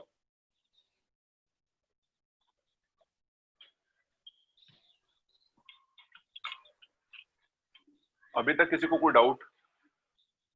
No sir. चलिए, नो सर। Very good. तो दूसरा कि हम जो भी बात कर रहे हैं वो सबसे सिस्टमैटिक होना चाहिए और लॉजिकल होना चाहिए। सिस्टमैटिक का मतलब ये है कि जैसे हमें जो शुरू में बोलना है वो हम शुरू में ही बोलेंगे, ऐसा नहीं करना चाहिए कि हमको शुरू की बात को लास्ट में बोलना चाहिए। जैसे हमने किसी मुद्दे पे आपको बुलाया मान लीजिए बात करने के, कि भाई मान लीजिए अभी चल रहा है कोरोना, हर जगह कोरोना कोरोना चल रहा है, आप मान लो एक एक्सपर्ट हो, मैंने बुलाया कि सर कोरोना से निपटने के लिए हमारे क्या क्या सुझाव हैं। हमने पहले ये समझा ही नहीं कि कोरोना क्या है और हमने कोरोना के ऊपर सुझाव देना शुरू कर दिया। हमको पता ही नहीं कि कोरोना स्प्रेड कैसे हो रहा है, कोरोना है क्या, कोरोना की प्रॉब्लम्स अभी तक क्या दिखी हैं, क्या लक्षण पाए गए हैं, जो भी है। हम कोरोना को बोलते हैं कि हाँ corona is a very dangerous disease, ना we should must stop it, हमको सबको रोक देना चाहिए कोरोना को। ऐसा लग रहा है कि मान लो कोरोना आपके हाथ की चीज है कि हम उसको पकड़ करके रोक देंगे। तो ऐसे हम इलॉजिकल नहीं बोल सकते। हम जो बात करें उसके पीछे ग्राउंड होना चाहिए, बैकग्राउंड होना चाहिए, अंडरस्टैंडिंग होनी चाहिए, समझ होनी चाहिए, फिर हम जवाब दें। और जो भी हम बात करें उसमें क्लैरिटी का होना बहुत जरूरी है क्लैरिटी का होना बहुत जरूरी है। सिर्फ इंग्लिश में बोलना जरूरी नहीं है, उसमें आपके चेहरे के एक्सप्रेशंस और क्लैरिटी जो आप बोल रहे हैं वो समझ बहुत जरूरी है। ठीक, नेक्स्ट पार्टिसिपेशन, ये बहुत अच्छा क्वेश्चन है। पार्टिसिपेशन 4 बार होना चाहिए, कम से कम 4 टाइम्स, जिसको हम लोग बोलते हैं बच्चों MLT फॉर्मूला। इसको मेरे साथ साथ बोलो, ये बहुत इंपॉर्टेंट है, मेरे साथ साथ बोलो MLT फॉर्मूला, बोलो MLT फॉर्मूला। MLT formula. बोला फॉर्मूला। हाँ, ये बहुत इंपॉर्टेंट एक लाइन है MLT फॉर्मूला। इसका मतलब होता है कि in the first 4 minutes, in the first 4 minutes of the GD, you should open up your mouth for minimum 4 lines, and this has to apply in the total amounted time up to 4 times. Total जितना समय है उसमें कम से कम हमें first 4 minutes के अंदर एक बार जरूर बोलना स्टार्ट कर देना चाहिए। और जब हम ये बार बोलना स्टार्ट कर दें तो कम से कम 4 लाइन उसके बारे में बोलें, और ये बात हम कम से कम 4 बार करें। ठीक है, यस यदि हमने स्टार्टिंग में नहीं बोला कोई बात नहीं, तो फर्स्ट 4 मिनट्स में लेकिन हम बोल ही लें एक बार, क्योंकि समय ज्यादा होता नहीं, बहुत ज्यादा लंबे समय तक हम लिंगर ऑन नहीं कर सकते। लिंगर ऑन मतलब वेट नहीं कर सकते, राइट। यदि हम फर्स्ट 4 मिनट्स में यदि बोल लेते हैं तो बहुत अच्छी बात है। और जब हमने यही काम पूरे थॉरली पूरे कंप्लीट इंटायर जीडी के अंदर कम से कम 4-5 टाइम्स करना चाहिए, ताकि हमको हमारा प्रेजेंट पूरी तरीके से बना रहे। ठीक, लास्ट में एक वर्ड लिखा है persuasiveness. What is this persuasiveness? Persu का मतलब होता है कि आप देखा होगा आपका एक दोस्त होगा, ये मेरे को बताना है, बड़ा इंटरेस्टिंग है, मेरा फेवरेट ये टॉपिक है। आपने नोटिस किया होगा कि आपका एक ऐसा दोस्त होगा जिससे अपनी सारी प्रॉब्लम शेयर करना पसंद करते हो, और आपको पता है कि जो अपनी प्रॉब्लम आप इससे शेयर कर रहे हो उसका सोल्यूशन इस बच्चे के पास नहीं है जिससे आप शेयर कर रहे हो, लेकिन फिर भी you love to share your problem with him और हर। ऐसा है क्या? Yes sir. Yes sir. ऐसा होता है ना? मालूम है ऐसा क्यों होता है? उसी लड़के से सर क्यों शेयर करते हो सकता है तुम्हें कोई दूसरा तुम्हारा दोस्त हो जो बहुत अच्छा हो, जो तुम्हारी प्रॉब्लम सॉल्व भी कर सकता है, बट तुम उससे कहने में कतराते हो। तुम एक ऐसे बच्चे से बात करते हो जो तुमको सुनता है, जो तुमको समझता है, जो तुमको प्रॉपर ऐसा एक लुक देता है जिसमें तुम्हें अंदर से एक फील आता है, कन्वीनियंट फील आता है, जिसको बोलते हैं कन्विंस। एक कन्विंस फील करते हो आप खुद को। इसका मतलब ये है बच्चों, कई बार जब आप ग्रुप डिस्कशन करने के लिए बैठते हैं तो अभी तक तो आपने कभी किया नहीं होगा ग्रुप डिस्कशन। कभी किया है आपने ग्रुप डिस्कशन कॉलेज सर में? वैसे कॉलेज सर में सर क्लास में किया है, बट वैसे अभी कंपनीज में नहीं बैठे हैं, अच्छा, कैंपस कॉलेज में। के क्लास में किया है। कितनी यस बार सर, बैठे हो आप कॉलेज में? तो कॉलेज में कितनी बार पार्टिसिपेट कर चुके हो अभी तक? अबाउट 3 और 4 टाइम्स। अरे वाह, ये तो बड़ी बड़ी अच्छी बात है। चलो, इतनी बार आपने अटेम्प्ट कर लिया तो थोड़ा बहुत आपको रफ आइडिया होगा ही, है ना? तो मैं यस बताऊं सर। आपको, जैसे आपने 3-4 बार आपने अटेम्प्ट यदि मान लो कर लिया, तो आपने देखा होगा कि उसमें एक ऐसा बंदा था आपके आसपास, एक ऐसा बंदा बैठा होता था, भले ही वो दूर हो, पास पास हो, कहीं भी हो, वो भले ही कम बोल रहा था लेकिन उसकी बातों में हमें अच्छा एक हमें यस यस वाली फीलिंग आ रही थी। जब वो कुछ बोलता था तो हम हाँ में हाँ उसकी मिला देते थे, यस सर। उसकी हम यस हाँ में सर। हाँ मिला देते थे। ये ऐसा बंदा भले ही टैलेंटेड हो, भले ही टैलेंटेड ना हो, लेकिन उसमें एक टैलेंट इसी बात का था कि हम उसकी बातों को सुन करके कन्विंस हो जाते थे। इसी को इंग्लिश में बोलते हैं बॉस। दुनिया जानती है बात कि बॉस इतना इफेक्टिव आदमी नहीं होता जितना उसके एम्प्लॉइज होते हैं, लेकिन फिर भी लोग क्या बोलते हैं? Yes boss. क्या बोलते हैं? Yes yes boss. बॉस। काम कौन करता है? एम्प्लॉइज काम करते हैं कि बॉस काम करता है? काम कौन करता है? Like employees. एम्प्लॉइज। काम। और बॉस का काम क्या होता है? सिर्फ गवर्न करना, लुक आफ्टर करना, मैनेजमेंट देखना, मॉनिटरिंग करना, कोऑर्डिनेशन करना, यही काम होता है ना उसका। लेकिन यस काम सर। अल्टीमेटली फील्ड में कौन कर रहा है? एम्प्लॉइज काम कर रहे हैं। Yes sir. लेकिन फिर भी बॉस बॉस होता है, क्योंकि जहां पर उसकी रिक्वायरमेंट है वो रिक्वायरमेंट आप फुलफिल नहीं कर सकते, राइट। तो जब आप बातें कर रहे होते हैं तो आपकी बातों में एक कन्विंसिंग नेचर आ जाता है। कुछ लड़के होते हैं बड़े, एक बोला उसके साथ 4 लड़के और उसको टूट पड़ते हैं उसके ऊपर, बार्किंग एकदम, जिसको बोलते हैं ना भौंकना। 4 बच्चे उसके साथ एकदम पूरा टूट पड़ते हैं कि how dare to speak like this, तुमने कैसे बोल कैसे दिया ये बात, राइट। और एक यस सर। होता है कि जब बोलता है तो उसकी बातों का कोई विरोध नहीं करता, पीपल इजिली एक्सेप्ट, लोग उसको आसानी से एक्सेप्ट कर लेते हैं, राइट। तो ये एक्सेप्टेंस यस। वाली फीलिंग आनी चाहिए, तभी लोग आपको अपना लीडर मानते हैं, ठीक है। लीडर कभी नहीं कहता कि मैं लीडर हूं, लेकिन उसके फॉलोवर्स लीडर उसको बोलते लीडर बना देते हैं कि आप ही बना मेरे देते। लीडर हो। कभी लीडर ये नहीं बोलता कि आई एम अ लीडर। उसके फॉलोअर्स इतने बन जाते हैं कि वो खुद को मान लेता है कि yes, I am the leader of my believers, my strong admirers. ठीक, तो बच्चों सबसे ये देखिए जो पॉइंट्स कुछ और कंसेप्ट्स के लिए लिखे हुए हैं, आपको इसकी जरूरत हो तो आप इसका स्क्रीनशॉट ले सकते हैं, है ना, ये आपके ऊपर है। ठीक, आपकी रिक्वायरमेंट हो तो इस पीपीटी का स्क्रीनशॉट आप बीच में ले सकते हैं। Content versus process, content versus process में मतलब मैंने आपको बताया था कि जो आपके पास बोलने के लिए है उसको आप एग्जीक्यूट कैसे करते हैं स्टेप बाय स्टेप, वो मैटर करता है। आप बैठे हैं तो सीधा बैठे हैं कि आप कुब्बड़ निकाल के बैठे हैं, स्ट्रेट बैठे हैं कि लेटे हुए हैं। कुछ लोग होते हैं एकदम सीधे नहीं बैठे, एकदम थोड़ा तिरछे बैठते हैं या थोड़ा झुक के बैठते हैं, वैसे नहीं, एकदम स्ट्रेट बैठना होता है। आप फिलहाल कैमरे के सामने बैठे हैं तो भी आपको स्ट्रेट बैठना है, क्योंकि वहां पे और भी आपके साथ कुछ पार्टिसिपेंट्स हैं जो जुड़े हुए हैं। आई कांटेक्ट आपका बहुत शार्प होना चाहिए, ऐसा नहीं कि बहुत फटी फटी सी आंखें, बहुत वाइड वाइड नहीं होनी चाहिए। वाइड मतलब काफी लार्ज नहीं होनी चाहिए, वो आंखें बंद भी नहीं होनी चाहिए, मतलब नॉर्मल जैसा हम एक दूसरे को देखते हैं वैसे देख रहे हैं आप। और ये जो नीचे इसके लिखा है टाइप्स, ये मैं आपको बाद में बताऊंगा, नेक्स्ट सेशन में बताऊंगा स्ट्रक्चर्ड और नॉन स्ट्रक्चर्ड क्या होता है। एक है सिलेक्टिंग टॉपिक, टॉपिक कौन सिलेक्ट करेगा, जूरी, पैनल या इंटरव्यूअर ही टॉपिक सिलेक्ट करेगा। और कभी कभी ये टॉपिक जो है, कभी कभी ऐसा होता है कि मान लो टॉपिक मैंने आपको ही दे दिया सिलेक्ट करने के लिए, मान लो, ठीक है बच्चों। मैं आपको बता दूं, आपकी ग्रुप डिस्कशन की 2 क्लासेस आपको अपॉइंट करी है, टोटल 15 दिनों के अंदर ग्रुप डिस्कशन की आपको 2 क्लासेस दी गई हैं। आज की एक क्लास जिसमें हम लोग थ्योरी के ऊपर बात कर रहे हैं, और एक क्लास में हम लोग उसको प्रैक्टिकली करके देखेंगे। ठीक है, हम इसे यस कर सर। पा रहे हैं या नहीं कर पा रहे हैं, क्या प्रॉब्लम हो रही है उसको करके देखेंगे। मैंने आपसे एक बात ये कही थी कि आप पहले दिन ही, शायद मैंने आपसे कहा था, आप मुझे 15 दिन के लिए खुद को सौंप दो, राइट।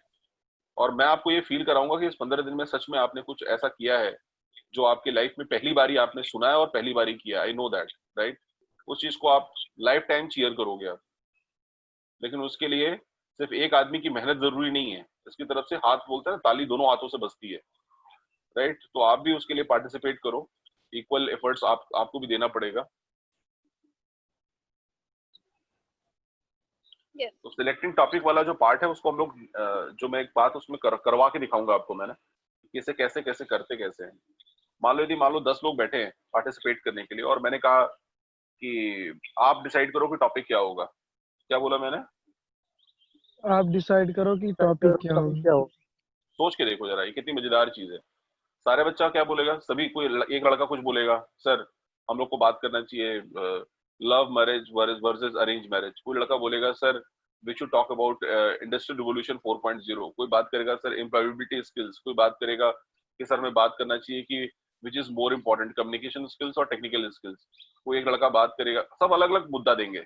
मैंने क्या बोला था कि पूरे ग्रुप के लिए टॉपिक शॉर्टलिस्ट करो, लेकिन हो क्या गया, इंटरनल फाइट, है ना।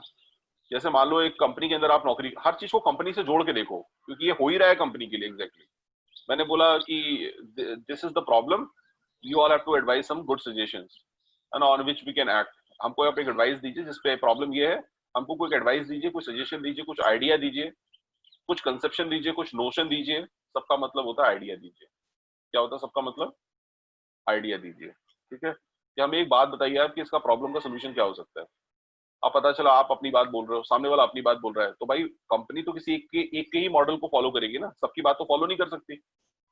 अब देखना ये है कि किसकी बात में ज्यादा कन्विंस ज्यादा किसकी बात से कंपनी।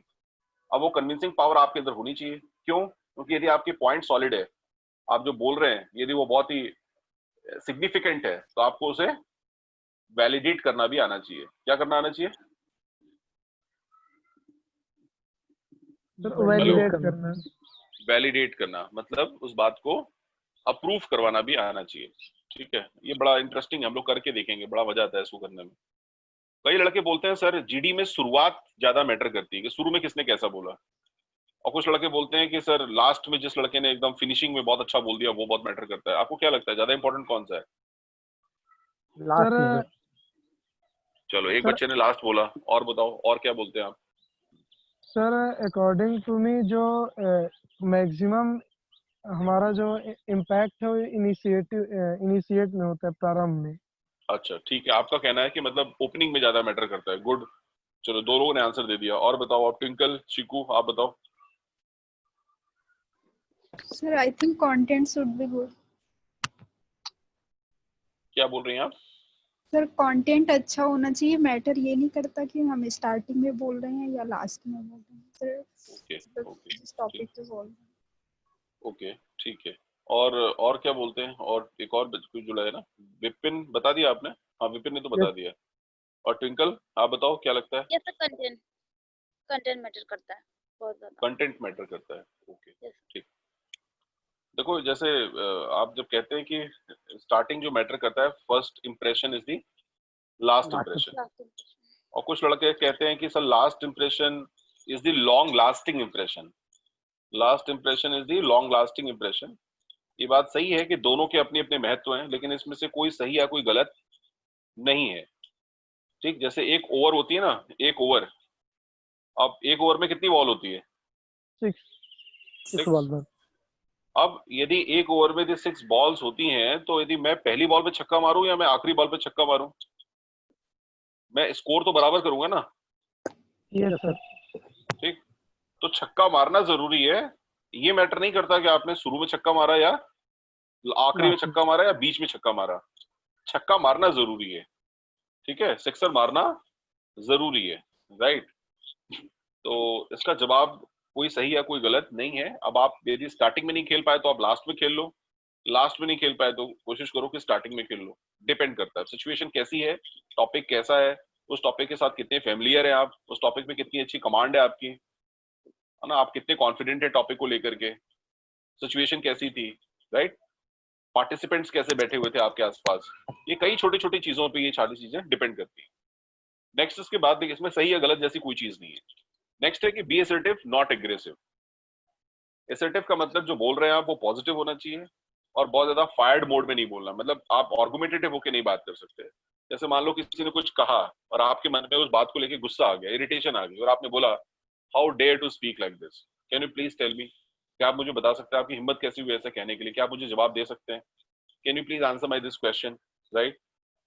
या हो सकता है किसी ने कुछ गलत डाटा दे दिया, तो आपने उसको बोला कि your given data is the completely the conduct of court against your words and lines. जो आपने बोला वो पूरी तरीके से बकवास था, गलत था जो आपने बोला है, राइट।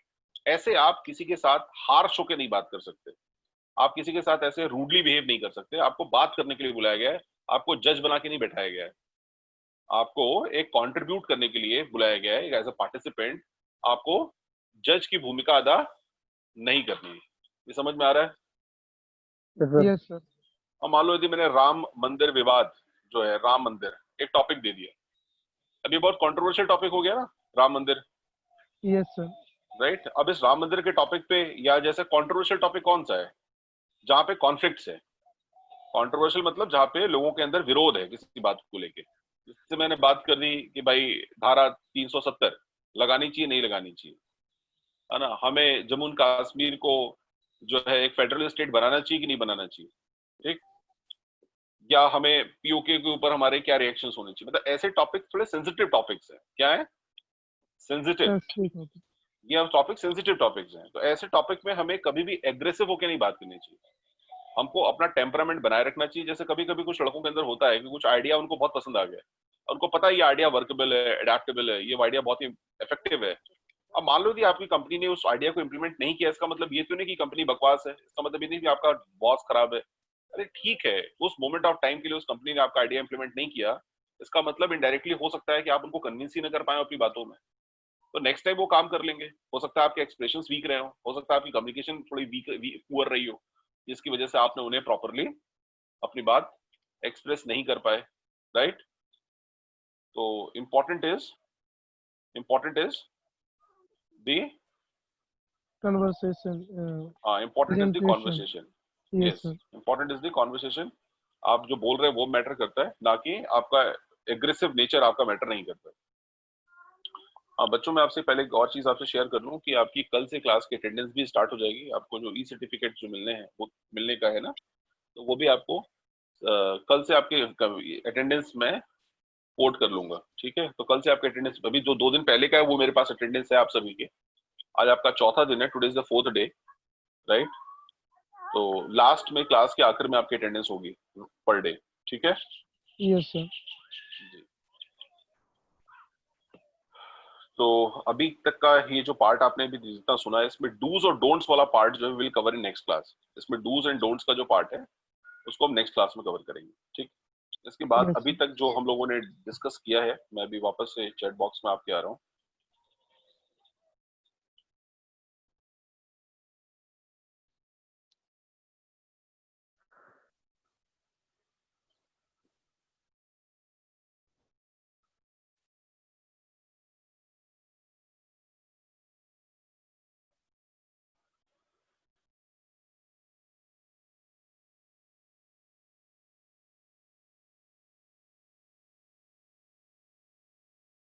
चलिए, अब आपकी कुछ क्वेरीज हो, यदि आपकी कोई भी क्वेरी हो जो आप शेयर करना चाहते हो या मुझसे पूछना चाहते हो, तो आप मुझसे वो डिस्कस कर सकते हैं।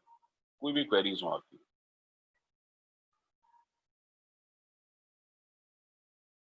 वैसे हम लोगों ने ज्यादातर टाइम एक दूसरे से बात करते करते ही हमने क्लास करी है। हमने एक दूसरे को सुना भी है और जवाब भी दिया है। मुझे ऐसा सच लगता नहीं कि बहुत ज्यादा कोई क्वेरी आपके पास होगी, लेकिन फिर भी officially just I am asking कि if you have any query related today session, you can certainly ask me.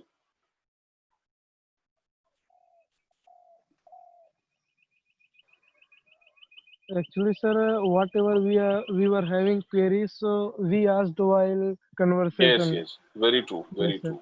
एकदम सही कहा आपने.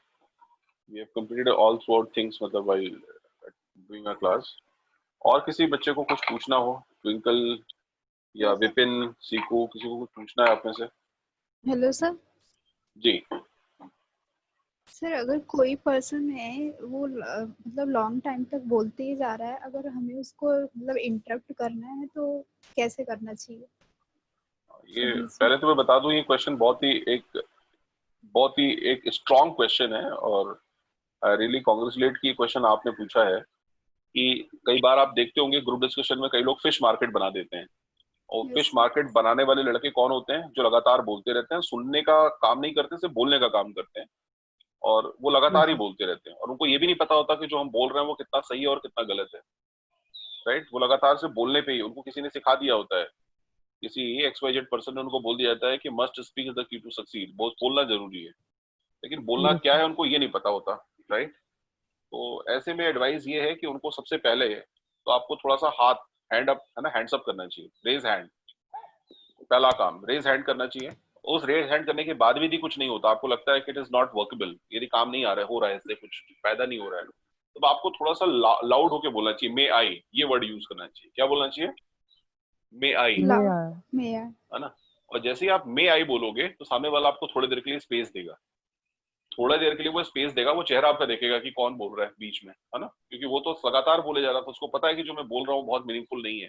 तो जैसे वो आपको देखेगा तो फिर चांस पे आपको डांस करना आना चाहिए। चांस पे डांस मतलब आपको मौका मिला और वो मौका आपको यूज कर लेना आना चाहिए, कि मतलब आप उसको तुरंत इमीडिएटली उसको अपनी बात जो आपको कहनी थी वो आप लाउड होकर के बोल रहे हैं। मतलब किसी भी बात को रोकने के लिए दो ही तरीका है, एक तो सिंबल, एक तो आपने सिंबल मतलब सिंबोलिज्म आपने शो किया, हाथ उठाया, फिर भी सामने वाले ने आपको नोटिस नहीं किया, उसके बाद फिर आपने बोला मे आई। कभी आपने देखा है कि जिस तरह से प्राइम टाइम में बहुत से लोग आकर एक दूसरे से बातों पे झगड़ा कर लेते हैं, एक दूसरे के Yes, मुद्दों पे sir. झगड़ा कर लेते हैं, तो उसमें एक बंदा क्या करता है? हाथ उठाता है, उसके बाद भी नहीं सुना तो उसको क्या करता है? बीच में रोकने की कोशिश करता है, बोल करके रोकने की Yes, कोशिश करता है। yes, right? sir. यही Interrupt प्रैक्टिस करते हैं. आपको भी समझ दे। जीडी का यदि आप राइट फॉर्मेट देखना चाहते हैं, if you really wanted to be a good influencer, तो आप कभी भी किसी एक लाइव टॉक को देखिए, how people communicate with each other and where they cut the line of others, they speak, है ना, अबाउट देयर ओन थिंग्स। लेकिन इन सब चीजों के लिए आपके पास गट्स होना चाहिए और गट्स के साथ कंटेंट का होना बहुत जरूरी है, बिकॉज आपके पास without information, without knowledge, without any idea, है ना, you can not move longer, आप बहुत लंबे समय तक आप कंटिन्यू नहीं कर पाएंगे। ठीक है? Yes, sir. Thank you, Yes, sir. sir. तो एक मे आई और दूसरा जो मैंने बताया था कि you should symbolically simply raise your hand. तो बच्चों कल की भी जो आईडी रहेगी वो यही रहेगी, कल की भी आईडी क्लास की। ठीक है? Yes, sir. और सर एक Sir, क्वेश्चन और. हाँ पूछे, हेलो सर. हाँ पूछे, मैं सुन रहा हूँ। सर जैसे जीडी पे कोई मतलब कोई ऐसे बात कर रहा है कि मतलब वो सही सही बात नहीं कर रहा है, तो हमें उसको कैसे मतलब बताना चाहिए कि यू आर राइट और रॉन्ग?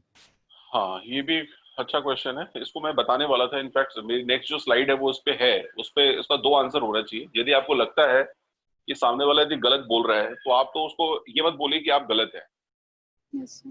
क्योंकि हम जज की भूमिका नहीं अदा करने के लिए गए। हम एक पार्टिसिपेंट है, जैसे वो पार्टिसिपेंट है वैसे हम भी पार्टिसिपेंट है। रिटर्न हमने भी क्लियर किया है, रिटर्न उस लड़के ने भी क्लियर किया है, तो हम में और उसमें बराबरी तो है। ठीक? अब इस बराबरी के बाद ये जीडी या पीआई में हमको पता चल जाएगा कि हम में से कौन बेहतर है। यदि सामने वाला कुछ गलत कहता है तो आप उसको बोल सकते हैं कि as per my information what I am getting is this, जो मुझे याद है सर वो ये याद है। या आप बोल सकते हैं कि sir including your point I would like to furtherly add, and और ऐड का यूज करना आना चाहिए, एंड और ऐड, एंड और ऐड, एंड और ऐड का यूज करना आना चाहिए। कि किसी भी लाइन को काटने से अच्छा है कि हम अपनी लाइन को और बढ़ा लें, Add. मतलब बड़ा कर लें। तो ये दो शब्दों की प्रैक्टिस करना स्टार्ट कर दीजिए, एक तो एंड का और दूसरा ऐड का, ठीक है। Sir, can I use maybe? मतलब sir, maybe you are right. नहीं, maybe you are right मतलब इसका मतलब अनऑफिशियली आप ये कह रहे हैं कि आप उसको एक्सेप्ट कर लिया आपने। क्यों? जब वो है ही नहीं सही तो कैसे एक्सेप्ट कर सकते हैं? If I am very much sure कि the person whomsoever answered Yes. is not true, तो आप उसको बोलिए कि including a word I would like to add, ठीक। Yes. Sir. as much as I know from XYZ report from XYZ sources, उसको बताइए कि किस सोर्स के थ्रू, जहां तक मैंने पढ़ा है इस सोर्स के थ्रू, इस रिपोर्ट के थ्रू, इस एजेंसी के थ्रू, उसमें ये लिखा था। ये मत बोलिए कि आप गलत है, शब्द का प्रयोग बस आपको बदलना है। Yes. आप डायरेक्टली ये नहीं कह सकते कि वो गलत या सही है, आपको ये बोलना है कि मैंने जहां तक पढ़ा है उसमें यहाँ ये लिखा हुआ था। या आप बोल सकते हैं कि किसी की बात मान लो किसी ने कुछ कहा और आप उससे अग्री करते हैं या डिसअग्री करते हैं, तो उसे ये मत बोले कि मैं अग्री या डिसअग्री करता हूँ। आप वर्ड का ये यूज करिए, एंड एंड ऐड का यूज करिए, एंड और ऐड, ठीक है। बोलिए कि Yes. Including a word I would like to furtherly add about so and so. इससे क्या हुआ आपने साथ, और जजमेंट का काम जूरी के ऊपर छोड़ दीजिए, वो डिसाइड कर लेंगे कि कौन क्या बोल रहा है और कैसा बोल रहा है। क्योंकि ये सारी चीजें अंधेरे कमरे में नहीं हो रही है, कैमरे के सामने लाइव हो रहा है और सबको पता है कि जो बोल रहा है उनको मालूम है कि जो बोल रहा है वो कौन है और कैसा बोल रहा है, राइट। तो चलिए हम लोग कल की क्लास में, मैं आपको बता दूं, कल हम लोग इसी क्लास का हम लोग कल प्रैक्टिकल करके देखेंगे, ठीक। ठीक है, जितना यस भी सर, हमने थोड़ा श्योर बहुत सर। सीखा है, जो बचा हुआ स्लाइड है वो कंप्लीट करेंगे और प्रैक्टिकल करके देखेंगे। और मैं फिर अगेन आई रिपीट कि अपने फ्रेंड्स को भी इस चीज के लिए इन्वाइट करो और उनको भी इस चीज का बेनिफिट मिलने दो। जो चीजें आपको, सारी चीजें जो फ्री ऑफ कॉस्ट मिल रही हैं उसका पूरा एडवांटेज लो और मन से एडवांटेज लो, सिर्फ ये ई सर्टिफिकेट्स के लिए एडवांटेज नहीं लो, राइट। ठीक है, Yes, sir. Thank yes you sir, sir. Thank you very much बच्चों, will meet tomorrow Thank you, session, sir. Bye, thank take care you of sir. Yours, bye bye.